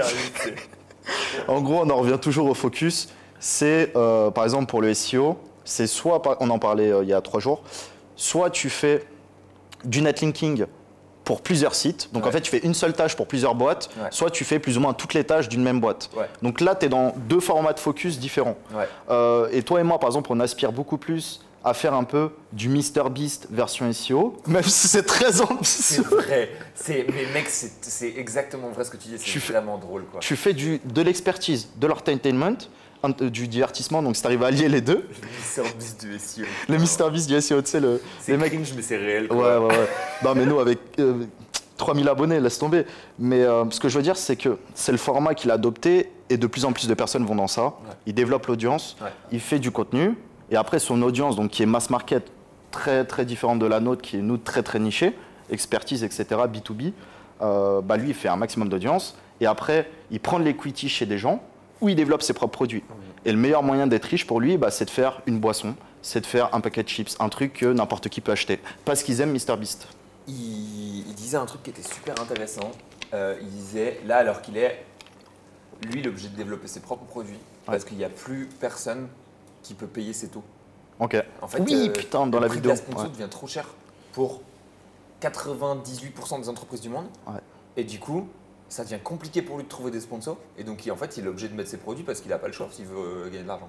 Et ça, c'était marrant. Je me suis dit, ah ouais, t'es au stade où c'était fort. Le budget pub, en fait, quand tu payes chez MrBeast, c'est trop cher pour que les gens payent du budget pub là-bas, quoi. Donc, tu sais, en plus, je sais plus les derniers trucs que j'ai vus. J'ai vu, je crois que c'est Zoom qui a fait chez lui. Mais tu sais, des trucs genre, c'est vraiment du mass market aussi. C'est vraiment des produits avec de la value. Enfin bref, c'était des trucs intéressants. Et Feastable, quoi, c'est ce qu'il promet tout le temps. Elles sont incroyables ces vidéos. Franchement. Donc, ouais, par rapport à l'equity, par exemple, si nous, là, avec ce podcast-là, où on ambitionne, par exemple, dans un an, de faire au moins 5 à 10 000 vues par épisode, et on les fera, parce que voilà, les sujets, on trouvera les bons titres, les bons termes, ce qui vous intéresse. Bah là, effectivement, pour nous, ce serait intéressant, même dès maintenant, d'avoir des partenaires versus un pourcentage, parce que faire de l'affiliation, etc., c'est pas intéressant, mais avoir une jeune boîte qui est créée avec un fondateur ou deux mecs hyper motivés qui veulent revendre 1 ou 2 M ou qui veulent faire une levée de fonds, qui veulent faire une grosse valo et tout, bah vous nous prenez, on vous fait votre marketing, on présente, on fait les démos, on fait des trucs et on avance ensemble, quoi. Ouais. En fait, pour moi, il y a 2-3 exemples qui sont des bons exemples comme ça. Primo, j'écoutais il n'y a pas longtemps podcast US My First Million où il disait la nouvelle norme aux US Silicon Valley en fondateur, avant c'était un fondateur technique, un fondateur produit, tu vois. Et maintenant c'est un fondateur produit technique opérationnel et un fondateur market. C'est ouf. Tu vois, en mode audience, un gars qui a déjà du monde. Et en fait, comme ça te permet de mass market super rapidement. Par extension, c'est pas ce qui s'est passé, mais ce que Paul Vengeon a fait avec Linkuma, c'est kind of ça, tu vois. Et Linkuma, il bombardait sur les réseaux et Paul, il a double bombardé sur Linkuma parce que c'était son partenaire de cœur, etc. Et en fait, si Paul avait été asso dans Linkuma, ça aurait fait la diff. Ça aurait été énorme et il serait trop bien. Et à l'heure qu'il est, par extension, c'est plus ou moins le cas parce qu'ils ont des deals qui sont des bons deals, je pense, ensemble. Bien sûr. Ils sponsorent le podcast et donc ça marche bien pour eux. Parce que dans le genre à l'ancienne technique et product, enfin technique et market, tu as Lucio et Julien sur Linkfinder qui ont un peu le double fondateur et en fait tu en as un qui gère toute la partie communication marketing et toute la partie technique et c'est intéressant et en fait j'en parlais avec Julien à Annecy et Julien il dit j'ai fait plein de projets qui avaient une base tech de fou furieux, le seul qui prend qui prend vraiment bien c'est Linkfinder parce qu'il y a Lucio qui bombarde en fait. Et il dit au début, je me disais ouais, il est relou, j'ai file 50% et tu vois, il fait juste des tweets. Et il dit maintenant, quand il prend des calls toute la journée pour aller voir WordPress, pour aller les intégrer dans Linkfinder, il continue d'envoyer des tweets toute la journée, il gère les affiliés, etc. Je me dis, et je vois le truc qui décolle, je me dis en fait, c'était nécessaire et il a fait du bon travail, tu vois, c'était cool. Et après, je pense que c'est aussi l'ego des développeurs. C'est que quand tu es développeur, un peu comme les SEO, on a un ego ou en mode ouais, putain, on est bon, on sait faire de l'argent tout seul et tout. Bah, un développeur, souvent en tout cas il y a 5-10 ans, vraiment il sous-valorisait l'impact du marketing, de la tech. Mais mec, il n'y a pas de plateforme sans client. Et là, on le voit même que le market prend de plus en plus d'importance par rapport à un tech. Bien sûr, la tech, c'est plus grand-chose. Hein. La tech avec le no-code, avec la démocratisation des devs, c'est plus aussi important que c'était dans le passé. Ouais, les techs se font grand remplacer par le chat GPT, par le no-code, tu as tout dit. Et bon, bien sûr, des très bons devs, ils font encore. Mais la valeur créée par un dev, elle perd par rapport à il y a 10 ans. Elle est en décroissance. Elle est Elle est en décroissance. À code équivalent, En fait, un dev maintenant, il doit coder beaucoup mieux que ce qu'il faisait il y a 10 ans. Parce qu'il y a 10 ans, on n'avait personne pour coder à sa place. Maintenant, il y a de plus en plus de monde. Il y a des solutions qui permettent de le faire plus facilement. Il y a ChatGPT, bref. Tout ça fait que la valeur à code égal est en train de décroître. Mais les devs sont en train de coder de mieux en mieux et d'aller de plus en plus vite aussi. Tu vois, et ils savent s'armer avec du no-code, avec des CMS. Et donc, peuvent produire vite. Ils produisent super vite. Donc voilà, tu as un bon équilibre entre les deux, je pense. Mais en tout cas, le bon modèle, et même pour nous, pour le podcast, serait de trouver 1 ou 2 boîtes assez jeunes, parce qu'il faut des boîtes qui peuvent lâcher des equity au départ, et qu'on puisse les mettre en avant pendant 1 ou 2 ans, pendant la durée de notre aventure podcast. Ce serait cool, tu vois, on avait même listé un petit peu, ça peut être une plateforme de backlink. Hop, on voit le projet, on voit s'il y a des idées de features à ajouter, etc. Et après, on porte le projet au sein du podcast. Nous, dans l'idée, je pense que c'est toujours le même truc, c'est faut qu'on ait confiance dans le produit qu'on est en train de vendre, tu vois, c'est simplement, qu'on ait confiance dans le fondateur qui est en train de développer. Plus important. Que le mec qui mette du temps, d'énergie, que voilà, on soit d'accord sur la vision produit. Et quand c'est le cas, on laisse le mec travailler tranquille et on peut en parler et parce que ça sera une plateforme qu'on utilisera de toute façon dans tous les cas et on bombarde quoi. Et donc j'ai envie de dire à l'heure qu'il est, si vous êtes en train de lancer une plateforme de vente de liens et que vous avez envie de gagner de l'argent, on peut le faire ensemble quoi. Ouais. Nous après on n'est pas dans l'urgence, mais ça peut être intéressant pour financer le podcast, pour avoir des partenaires. Il faut toujours qu'il y ait une carotte. Et nous si on n'a pas de carotte, il se peut que des fois tu as des moments où tu es moins motivé. Si tu as une carotte, ça nous motivera à donner plus de valeur, plus de tips, plus de démos. Déjà qu'on est là, on s'entraîne vers le mieux parce qu'on est deux. Si on a une troisième personne en qui on a des obligations, voilà, ça va y aller quoi, tu vois. C'est clair. C'est pour ça avoir des partenaires, il y a vraiment ce point positif où ça ne dépend pas que de toi. tu as envie de faire plaisir à l'autre, tu as envie que les objectifs soient atteints. Ouais. Donc ça c'est cool. Ouais. Bah 100% d'accord. Donc voilà. Si alors qu'il est, vous vendez du contenu aussi, du contenu à rédiger humain. Backlink, contenu, Ouais. ou un peu de la tech. De la Après, tech, là où tu fais le plus d'argent, c'est pas dans l'innovation, en tout cas pas dans le SEO. Ouais, pas encore. Mais Pas encore. à terme, potentiellement, je pense. Enfin, tu sais, si je réfléchis comment tourner un truc sans saboter la situation. Mais en gros, les premières plateformes de liens qui sont arrivées sur le marché, si elles avaient défoncé le marché Ouais. et qu'elles avaient créé une position dominante très forte, alors qu'il est, elles encaissent encore. Et je pense que Rocket Links, par exemple, ils sont arrivés super early. Ouais, Getfluence aussi. Getfluence aussi, ouais. Et en fait, alors qu'il est, c'est eux qu'on caisse, honnêtement, tu vois. Ah, ouais, Donc ouais. à la base, c'était de l'innovation. Bien sûr. Maintenant, 6-7 ans plus tard, c'est plus l'innovation, c'est là où est l'argent. Mais c'est un jeu sur, c'est un Ouais, jeu sur plusieurs 7 ans, 8 années, ans, ouais. tu vois. Ouais. Tu essaies donc c'est l'innovation de maintenant. Faut qu'elle soit, faut qu'elle puisse être très profitable dans 8 ans. Tu vois. Ouais. À mon avis, c'est là où l'argent est au final. Ouais, je pense que c'est d'autres sommes. Tu peux faire plus d'argent dans l'innovation sur le long terme. Ouais, Mais là, si on mise sur 2-3 ans ouais. et on veut que ce soit une Bon, boîte moi, je qui peux miser fait. sur 7 ans, c'est ok. Hein. Ouais, même sur 7 ans, ouais. Ouais, Très ouais. bien, ouais. 7 ans, c'est trop long terme pour toi. Pas trop long. Quoi. Moi, je suis one shot. T'as oublié ou quoi? Il veut le CPA, lui. Oh, c'est bon, je veux pas de part, donnez-moi CPA. Tu sais, le mec, dans un an, j'ai fait la pire erreur de ma vie. Non, après, je pense que sur quelques années, c'est sûr que c'est pas dans l'innovation que tu vas faire de l'argent. C'est tu prends un marché qui existe et tu viens le disrupter. Ouais. Tu casses les prix ou tu mets les prix les plus chers avec du meilleur service, de la meilleure qualité. Voilà, il faut juste améliorer ce qui marche. L'innovation, innover un marché, ça veut dire évangéliser, Mais- expliquer comment ça marche. C'est là où on a une part à jouer, mec. Dans l'évangélisation, on est fort, je trouve. Hein. Ouais, mais tu vois, manip de CTA. Ouais. Là, le même projet que tu fais, dans 3-4 ans peut-être, ce même projet-là, pour les mêmes efforts, tu ferais peut-être 4-5 fois plus d'argent. Mais Parce que là, il y a un vrai taf Oui, d'évangélisation. mais ça va venir en fait. Ouais, Tu non, vois, bien si je sûr. maintiens un truc, qu'on continue d'évangéliser continuellement, progressivement, que tout le monde le fait progressivement pendant plusieurs années, Ouais. ben en fait, dans 5 ans, quand les gens ils penseront penseront manipuler haut, ça viendra tout seul, tu vois. T'auras Si la je continue à paternité. opérer proprement, etc. Et c'est cool quoi. Bien sûr. Et j'aurai de la concurrence, mais ce sera de la concurrence qui va me rapporter du bise parce que eux aussi vont devoir évangéliser. Du coup, eux aussi se développent, eux aussi ils poussent, etc. etc. Ouais. Ah non, mais totalement d'accord. Moi, je suis pro-innovation. Ça me fait chier d'aller sur un marché où il y a déjà du monde. Ouais. J'adore innover Ouais. parce que voilà, c'est toi, c'est ton travail derrière. Mais Tu c'est vois. vrai qu'innover avec un service, c'est compliqué parce qu'il faut que tu Ouais. crées de l'attraction client. C'est ça qui est Complètement, plus compliqué, mais ça prend du temps. Il faut accepter que ça prenne du temps. Ouais. Mais non, complètement. En tout cas, bien chaud s'il y a des partenaires, Ouais. que ce soit même une plateforme d'achat de trafic, une plateforme de enfin, toi, tu as déjà CTR, mais quelque chose complémentaire qu'on évoque au quotidien, donc Ouais. backlink, contenu, trafic, pourquoi pas un outil SEO d'analyse type SEMrush-like qui a 6 mois d'existence, Ouais. pourquoi pas. Ouais, analyse sémantique, des trucs comme ça, quoi. Mais en réalité, après, on sait très bien qu'il y a le projet et il y a la personne qui tient le projet. Ouais. Et c'est la personne qui nous intéresse. Le but, nous, c'est d'avoir quelqu'un qui a la dalle, qui sait Ouais. de quoi il parle et qui a besoin d'audience, quoi. Enfin, tu vois, en fait, on a de l'audience, on a besoin de gens qui ont de la technique et qui ont la dalle dans leur truc et un produit dans lequel on fait confiance. Et Bien quand sûr. tu allies les deux, ça explose. Ça explose, ouais, complètement. Complètement. Donc voilà pour la partie equity, mais dans l'idée, pour avoir fait beaucoup de one-shot, maintenant, c'est sûr que quand tu passes peut-être les 5-10 ans d'expé et que tu n'as pas fait autant d'argent que tu l'espères, là, tu sais que le vrai argent, c'est soit dans la crypto, soit en prenant des parts de boîtes, dans les mêmes coins. Non, en vérité, Bientôt le TBL coin qui va arriver.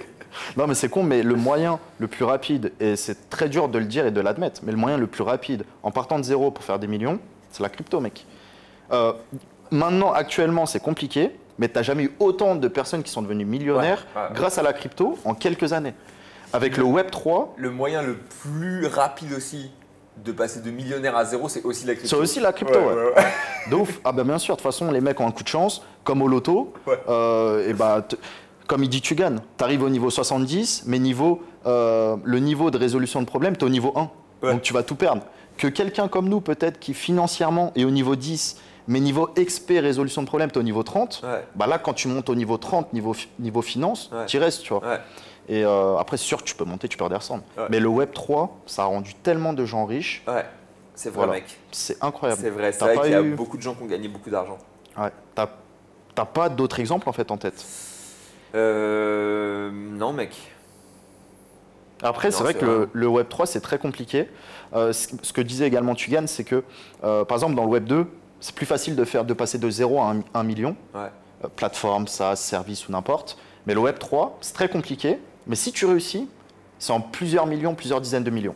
Ouais. Et je pense même que. Donc c'est un enfin, autre level de réussite. Ouais, moi, il y a un côté où c'est la jungle de ouf, le Web3, je trouve, Ouais. sur beaucoup d'aspects. Et c'est genre, ça paraît super sérieux. Et des fois, bah boum, instantanément, en fait, il n'y avait rien derrière. Et tu vois, tout le monde se fait scam. Et c'est Bien genre, sûr. tout le monde doit être toujours super sur ses gardes, tu vois. Et ça, c'est un peu déstabilisant, je trouve. Ouais. Mais ouais, sinon, je sais pas, moi, j'ai toujours été très pro crypto, j'adore ça. Et après, il y a toujours la question de s'il y a beaucoup de profit qui a été fait, c'est aux frais de qui, entre Oh, guillemets. bien sûr. Et du coup. Capitaliste. Et puis la question des millions, ok, mais des millions qui ont été retirés, peut-être Ouais. pas tant que ça, tu vois. Si, ouais, une bonne partie. Après, eux, de toute façon, moi je connais pas trop, mais quand tu es dans ce schéma-là, je pense qu'ils sont plus safe en mode je laisse en crypto que je laisse dans une Ils banque. peuvent pas retirer. Donc, Là, la banque, elle va pas prendre le million en crypto, mec. ouais, non, mais je veux dire, l'argent que je stocke sur le système, etc., crypto, eh ben, ils préfèrent, même dans l'idéologie, je pense, de la Ouais. majorité des gens, que de mettre chez un banquier qui va manger sur toi, qui va pas te filer un prêt, qui Non, mais qui c'est va pour se ça, foutre de. mais même pour retirer fiscalement, c'est compliqué. Bon, il y a plein de méthodes. Ouais, il y a plein de méthodes, mais Plein de méthodes. tu vois, c'est pas l'argent le plus propre que t'aies jamais touché, quoi. C'est pas l'argent le plus propre, c'est sûr. Mais t'as des mecs, tu les appelles, ils viennent avec une valise. Ouais, le ils fameux gars de la valise. Ouais, ils prennent 5% ou 3% et c'est bon. Hein. C'est très Après, marrant, ça. c'est du cash. J'entends de plus en plus parler De la valise. de la valise du gars de la valise. Et ça, c'est réel, hein. Ouais, mais Et, c'est vrai, mais.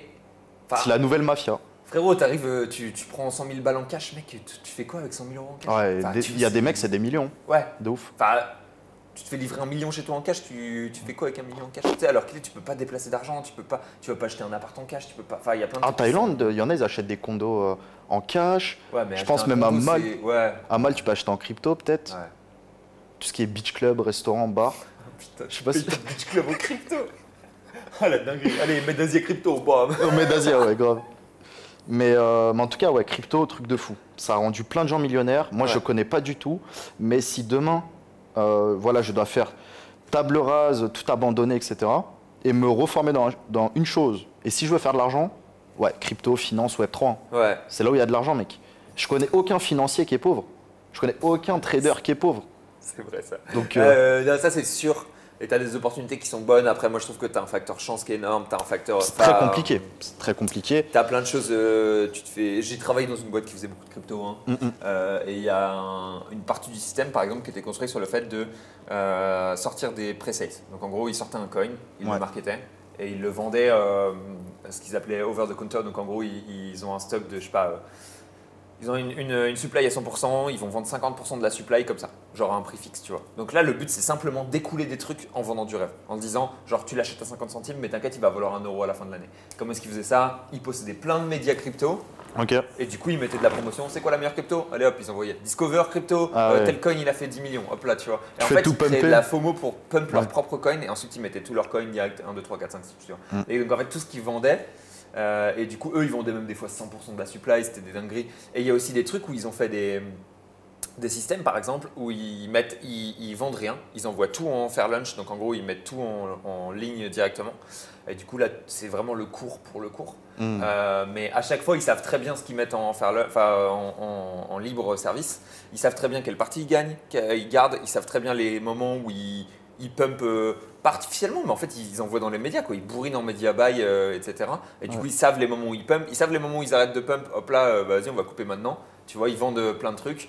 Ils arrêtent d'envoyer sur les médias, ils changent leur ranking. Et du coup, en fait, les gens, ils sont là en mode il y a de l'information publique. L'information publique, elle est biaisée parce que c'est les gars qui vendent de la crypto. Donc, je pense que le côté trading en crypto, il est ultra soumis à la chance et très groupé sur des petits groupes de personnes qui connaissent très bien le marché Faut être dans les bons groupes. et Hein. qui rug la plupart des gens. En réalité, c'est comme les affiliations. Quand tu es sur les bonnes régies, tu fais des sous.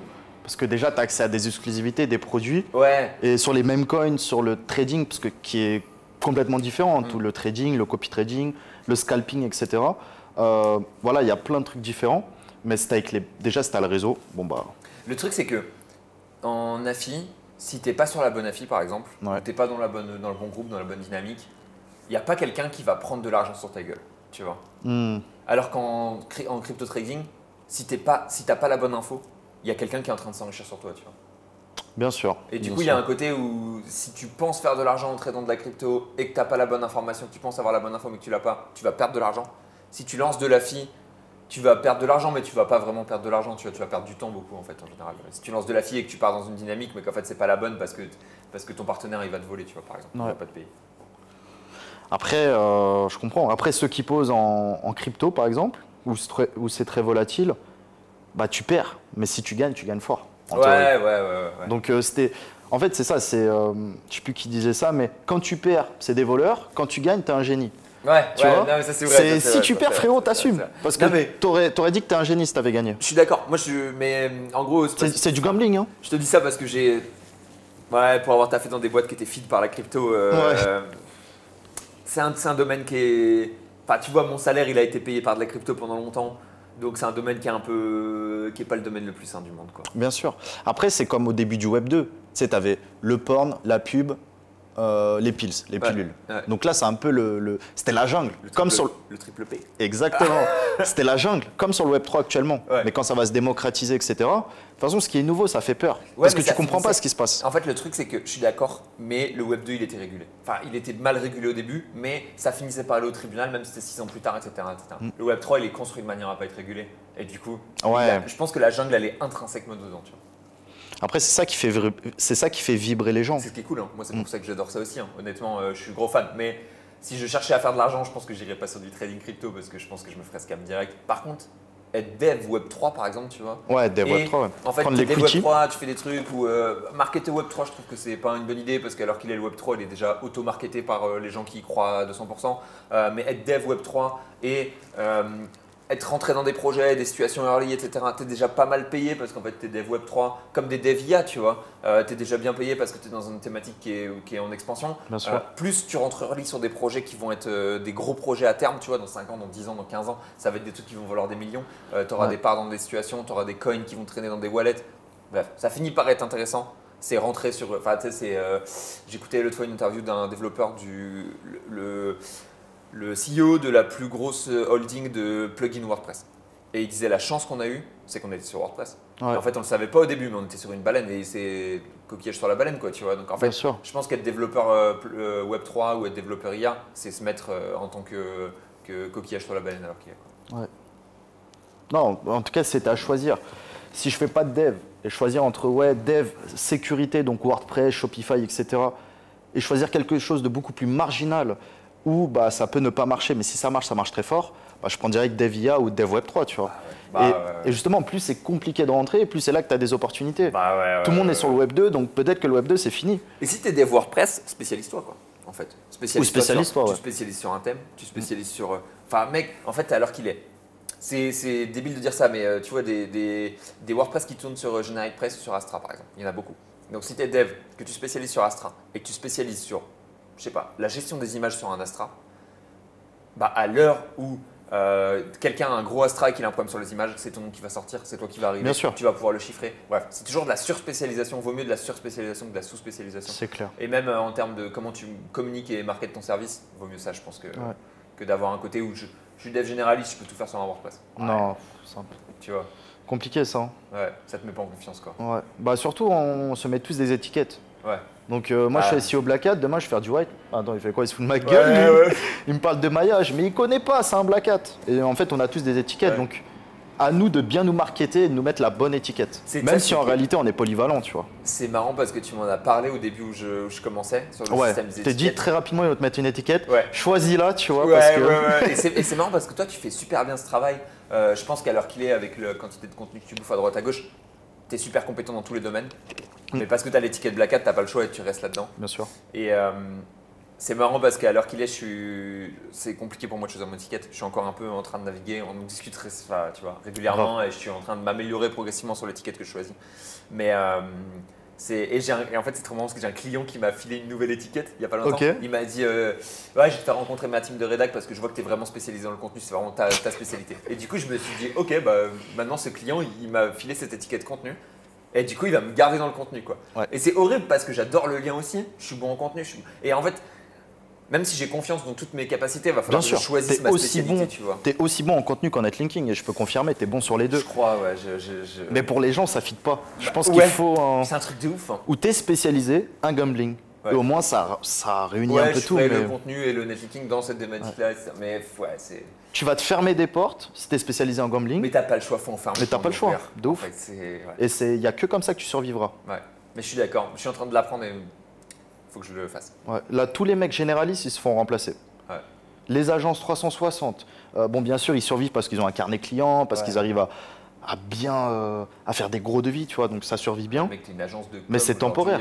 Soit t'es la numéro 1, soit t'existes pas, quoi. Ouais, complètement. Soit t'es la moins chère, soit t'es la plus chère. Ouais. Et entre deux, c'est temporaire. Ouais. Ouais, je suis d'accord. On vient de se faire une petite pause, ça fait du bien. Ouais. Et pour reprendre, très rapidement, on peut parler des extensions Chrome. Ouais. Extension Chrome, j'ai fait une petite vidéo, elle n'a pas trop marché, parce que c'est un React. Ok, là, Grave. Bon, je vais acheter des vues. Hein. Non, c'est un React. Et en fait, après le React, ce qui n'est pas prévu, c'est que je fais de la démo et je montre en 10 minutes comment on peut créer des extensions Chrome avec ChatGPT, sans être développeur. Tu sais que je ne l'ai jamais fait, mais je suis sûr que ça marche. Genre que c'est super facile à faire. Super facile. Et j'ai proposé à un client l'autre fois, je lui ai dit, ce qu'il m'a dit, ah ouais, je vais t'expliquer rapidement le cas. Je fais plugin WordPress d'obfuscation que j'avais fait pour un de mes sites. Et un de mes clients, je lui en parle, il me dit, ah ouais, stylé, ça m'intéresse, est-ce que tu peux le faire pour mon site? Du coup, je dis, ok, pas de problème, je te le fais. Là, encore une fois, je suis choqué par la force de GPT, mec. J'adapte le plugin en 30 minutes. 30 minutes, j'avais adapté mon plugin sur son site, boum, j'envoie sur son site. Site de fou malade, hein, un gros site, tu vois, d'affi énorme, qui est des milliers de pages, tous les liens opus qui instant. Okay. J'étais content de mon coup, je me suis dit, là j'ai fait un truc qui était pas mal. Franchement, en une demi-heure de travail, c'est pas mal. La value, elle est pas dégueu. Et ensuite, il me dit, ah ouais, on a un problème parce qu'en fait, souvent, ils utilisaient la technique de passer les liens, passer juste au-dessus des liens pour voir si le lien était bon parce qu'ils ont les intégrateurs, des fois ils merdent sur les liens d'affi, etc. Donc je dis, ah ouais, ok, merde. Et il me dit, il n'y a pas moyen de trouver un truc pour que ça marche. Comme les liens, c'est plus des liens, bah voilà, c'était un peu compliqué. Et du coup, je lui dis, bah en vrai, je peux te dev une extension Chrome, je pense que ça me prend moins de 15 minutes. Tu vois. Okay. Et je ne l'ai jamais fait. J'étais presque sûr de moi parce que je sortais d'un beau succès avec GPT. L'extension Chrome, c'était pourquoi? C'était pour checker s'il y avait des liens? Pour faire un truc du genre, un truc simple, genre tu sais, au Hoover, ça prend un paramètre dans la balise HTML et ça la ressort et ça l'affiche. Enfin, tu sais, un truc à la web développeur extrêmement simple pour une fonctionnalité, tu vois. Ah ouais, là, en 10-15 minutes, surtout si tu as déjà fait des trucs extensions, WordPress et tout, c'est beaucoup plus simple Google Chrome. Et tu fais ça comment du coup? Vas-y, parle-moi un peu. Ben, j'envoie la ligne. Alors là, en gros, j'ai fait 2 tests. Ouais. J'ai montré que c'était possible et très simple avec ChatGPT de faire une extension pour lorsque la personne qui a l'extension et qu'elle est sur Amazon, ben, s'il n'y a pas ton tag affilié, ça te refresh l'URL et ça te rajoute le tag affilié. Donc ça, c'est le truc de base. Tu as fait un test? Un test et en 5 minutes. Tu as pris le truc le plus crade et pas autorisé à faire. C'est pas mal comme test, c'est bien. En fait, le problème, c'est que moi, je monte des trucs, je le fais pas, mais je sais qu'il y a des gens, ils vont le faire. Bon, après, bref, il y a des trucs plus complexes. Pour envoyer sur le store, tu vois, il faut un beau code, il faut une valeur ajoutée. Ouais. Donc c'est très simple, il faut juste sortir un peu des sentiers battus. Ouais. Mais pour montrer que toi, tu fais une extension en 5 minutes et que, imaginons, tu as 10 000 personnes qui téléchargent ton extension parce que c'est ChatGPT Free ou ChatGPT Summary ou tu vois, toutes les extensions de C'est ChatGPT. marrant quand même, t'imagines que… Tu as plein d'extensions de ChatGPT qui sont des hacks derrière. Ouais. Donc moi, tous ceux qui téléchargent… T'imagines le business model, tu files ChatGPT en free Ouais. et derrière tu fais juste tes coms en affi. Ouais, bah en fait, ça pourrait être ça. T'imagines si t'es rentable là-dessus, ça serait énorme, mec, ça serait choquant. Tu donnes l'extension. Souvent, bah, une extension, tu fais genre que ça marche, mais ça marche pas. Si ça but malveillant. Ouais. Et par contre, bah voilà, tous ceux qui sont sur Jasper, Red Sonic, truc, tu refresh l'URL, tu mets ton tag affilié. Ouais. Si tu as une extension, par exemple, qui se rapproche un peu du dating ou très mainstream, parce que mainstream, tous les gens vont sur des sites de HUC, bah, dès qu'il est sur Pornhub ou un truc comme ça, tu le rediriges vers ta LP affiliée où tu prends 60 balles de com. Donc en vrai, tu peux faire ça. Après, il faut la bonne extension en fonction de ton audience. Ouais. Si tu fais du gambling, il faut un truc qui se rapproche au gambling. Je ne donnerai pas trop d'idées parce que j'ai des potes qui testent le POC, mais si tu es sur du dating, c'est mainstream, donc tu peux faire n'importe quoi. Ouais. Si tu veux faire de la commission Write Sonic, Jasper, Writer, etc., bah voilà, tu fais un truc chat GPT, très simple. Ah, c'est pas mal, c'est une bonne idée en vrai. Et même j'aime bien l'idée du truc super généraliste et quand on voit qui fait de la com Amazon, pas autorisé évidemment, mais voilà, dans l'idée, j'aime bien l'idée. Et là, c'est vraiment de l'injection, bah c'est même pas du cookie, c'est injection d'affiliation. Donc je pense que c'est vraiment… Injection des cookies en fait. Ouais, injection du cookie. Quand tu arrives en gros, ton extension, elle injecte le cookie dans le… Ou dans l'URL, elle rajoute ton paramètre. Ouais, je sais pas exactement techniquement, mais… Et ça, je pense déjà, c'est vraiment Black Hat, c'est très illégal. Ouais. Crois qu'on en… Je sais pas j'ai pas l'expression, mais en gros, ça existe. Beaucoup font de l'argent dessus. Ouais. C'est vraiment des équipes rodées, tu vois, comme les équipes de hackers. Tu as des équipes qui font que des extensions. Ouais, putain. Et qui font des grosses injections de cookies sa mère. Je sais pas si j'ai le droit de dire ça. Ou tu peux même faire de la rançon. Je vais en parler et je vais vérifier juste après. Bah, je vais vérifier maintenant et je vais en parler en même temps, mais David Black Hat, il arrive de ça. Il était dev dans un… Oui, il en parlait un petit peu quand il relatait un petit peu son expérience, qui était un petit peu PPC. Achat de publicité, Media Buy, etc. Il était dev dans une boîte qui faisait extension Chrome Cookie Stuffing. Et bah, le Media Buy, ça se rapproche beaucoup de l'extension Chrome. Parce je vais lui demander maintenant voir si je peux le dire. Quand tu vois le prix de la pub, des fois pour vendre des produits en affiliation dating ou affiliation santé, bah, faire une extension, ChatGPT, c'est gratuit. Le tout, c'est d'avoir une masse adoption, de l'adoption massive sur le truc. Le truc, c'est que tu peux rentrer avec ça dans le sens où faire de la promo pour une extension qui a de la valeur, qui a un bon produit, bah en fait c'est facile quoi. Et potentiellement, ce qui va se passer, en fait typiquement faire de la promotion et de l'acquisition client sur un produit qui est bien foutu, qui est une extension Chrome, qui est une installation facile, où il n'y a pas de pain point, c'est facile et tu sais que tu prends tes coms après à posteriori sur de la fille. C'est plus facile de faire de la promotion de ça que de la promotion de genre un service un peu crado, un peu pas terrible où tu vas devoir mettre ta CB. Et donc potentiellement ça te permet de taper les clients si le truc a un bon branding. Et je trouve qu'avec Amazon c'est une bonne idée. Et à la rigueur, c'est illégal, hein. Enfin on le reprécise. Illégal ou autre, je sais pas, mais le faites pas quoi. Non, le faites surtout pas. Mais deux autres points à la rigueur qui me font penser à ça. J'avais entendu une légende au tout début où je commençais le SEO. Je rencontrais, comment il s'appelle, putain, je vais plus y arriver, Alan Cadix. Ouais, bien sûr. Et je me souviens à l'époque, il était… Big up à Alan. Ouais, très très fort. C'est le mec qui m'a mis dedans, tu vois. Très très fort. On discutait et il m'a fait exploser le cerveau. Je commençais tout juste, il m'a fait exploser le cerveau. Je me souviens à l'époque, il était en focus sur ces histoires d'extension Chrome. Pas pour lui, mais parce qu'en fait, il était en train de décortiquer des gros acteurs qui avaient des extensions Chrome. Et par intérêt, parce qu'il aimait trop l'esprit derrière et la recherche, il était en train de faire ça. Et il avait une théorie, qui était une théorie, à mon avis, il venait de la voir comme ça vite fait, mais elle paraît cohérente. SimilarWeb, la data qu'ils ont, c'est majoritairement des trucs genre des extensions Chrome, tu vois. Je pense aussi, Parce qu'en fait, quand tu vois la qualité de données qu'ils ont et la quantité et genre les sources, c'est de l'extension Chrome. Et la théorie qu'il avait, c'était que AdBlock, qui venait de se faire racheter genre une ou deux semaines avant, c'était rachat par SimilarWeb pour pouvoir aller taper la donnée, proposer un adblocker, gratuit, grand public, bien maintenu, et aller prendre la donnée avec ça. Et comme c'était à l'heure qu'il est, je crois, la plus grosse extension Chrome, c'était ça. Et il avait notamment comme data la plus grosse extension de screenshot sur Chrome. À l'époque, c'était un gros truc parce que les PCI faisaient mal ça, tu vois. Mais tu avais une extension de screenshot et je pense que c'est encore un très gros truc d'ailleurs. Même moi, j'ai des extensions screenshot. C'est le genre de truc mass market où si tu es bien, tu peux avoir 100 000 installs. C'est énorme. Ouais, c'est ça. Et en faisant un petit peu de pub, mais pas tant que ça en fait, tu vois, proportionnellement. Après, c'est full organique. Hein. Au début, tu fais un peu de pub, des fake reviews, des installs micro-workers et tout. Il y en a qui payent des micro-workers. J'ai vu pour des extensions. Donc le mec installe, ensuite il met sa review, tu fais 5-10 reviews, après tu vas récupérer, tu vas te positionner en organique. Et après, là, tu vas faire le…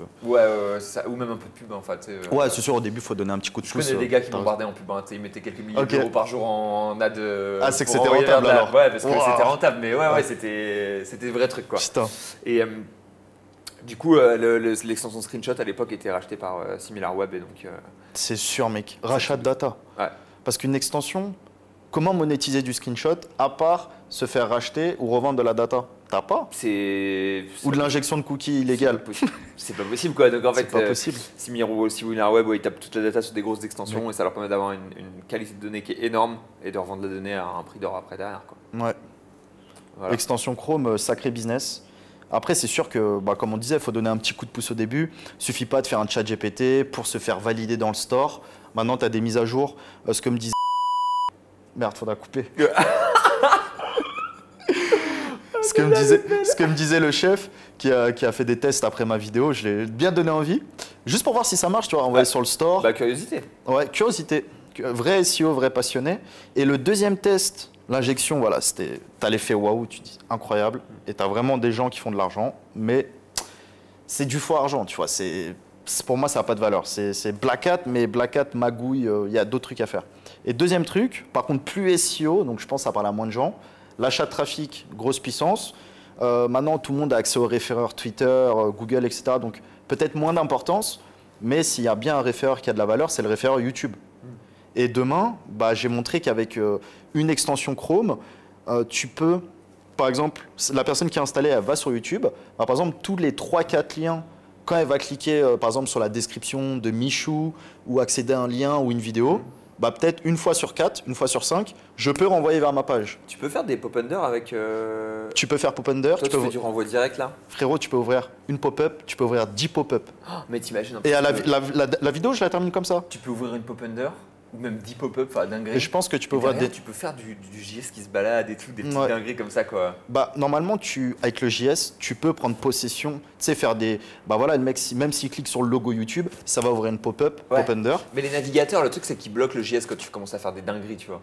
Ouais, mais genre, je pensais. Si tu veux ouvrir 10 pop-up, il te dit est-ce que tu veux vraiment ouvrir 10 pop-up? Bah là, il l'a pas bloqué. Et bah du coup, ça veut dire qu'en fait, t'es dans le navigateur grâce à l'extension. Du coup, c'est plus fort que du JS quoi. C'est là où c'est fort. C'est que tu peux ouvrir 10 trucs en même temps, naviguer partout, boum boum boum. Si tu veux faire du CTR par exemple, ça pourrait être une idée de dingo quoi. C'est ouf. En plus, t'as les IP et tout. Putain, ça serait propre. Hein. Ça veut dire même. Bah en fait, si tu le fais dès la première utilisation, la personne elle va se douter que ça vient de l'extension. Mais si tu actives ce processus 30 jours après et dès que tu vas sur YouTube. Et que tu le fais en arrière-plan et tu vois, sur des trucs. Je pense que tu peux faire de l'ouverture de navigateur qui n'est pas vue. Ça, je connais pas, mais tu peux le faire en arrière-plan. Ouais. Donc ça charge la bécane. Mais la personne ne le voit pas. Ouais. À vérifier, ça je sais pas si tu peux, mais au moins en Python et tout, tu peux. Python, JavaScript, tu peux tout faire. Ouais, je réfléchis si, mais ouais, je pense que c'est sûr. Et c'est incroyable. Donc la seule façon que j'ai trouvé pour manipuler le CTR et de l'achat de trafic avec le référeur YouTube legit, c'est via les extensions.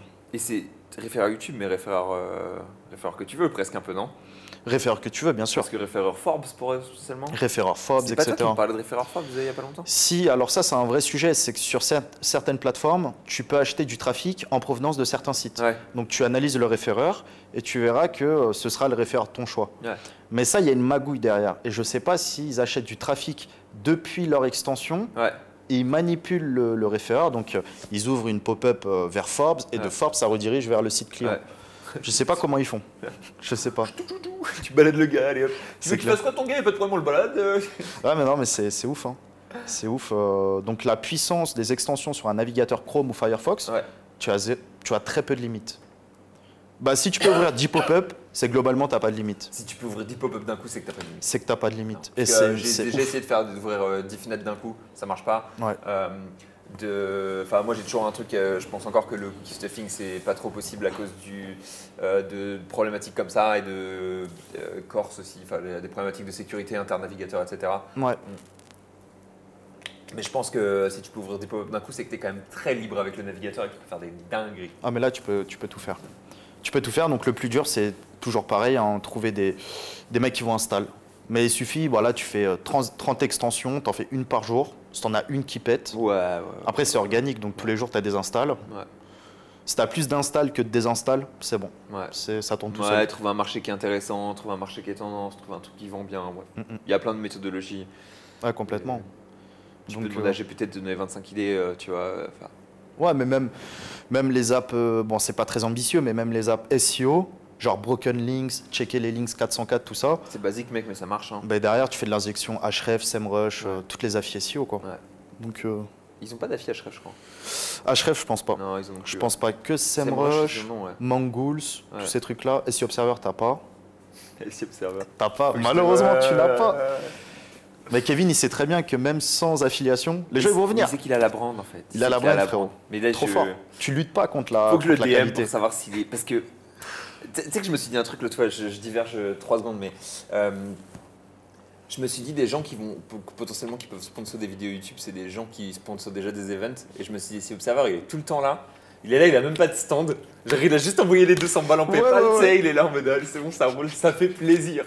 En PayPal. Et je me dis. En Western. En USDT. En Western.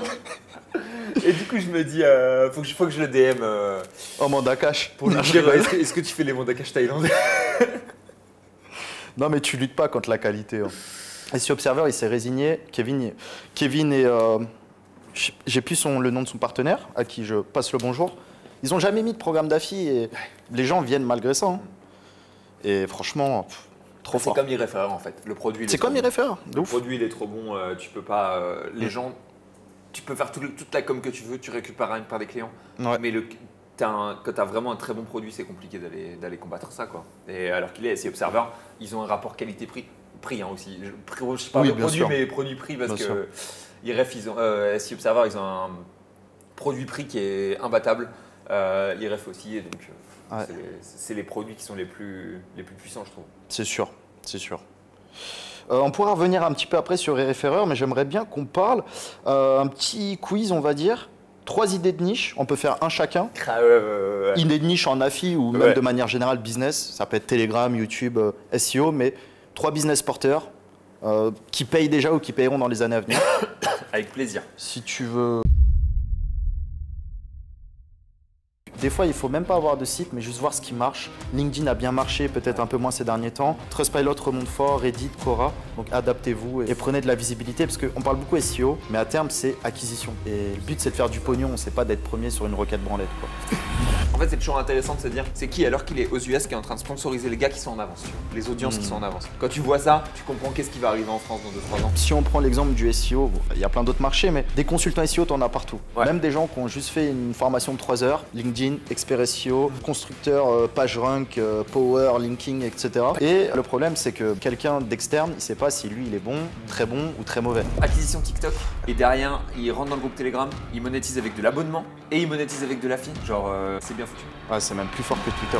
Light on SEO, c'est lui qui m'a donné mon plus gros tips, qui m'a mindfuck, qui m'a permis de passer des positions de top 50 à top 3. Ouais. Backlink, do follow, Wikipédia.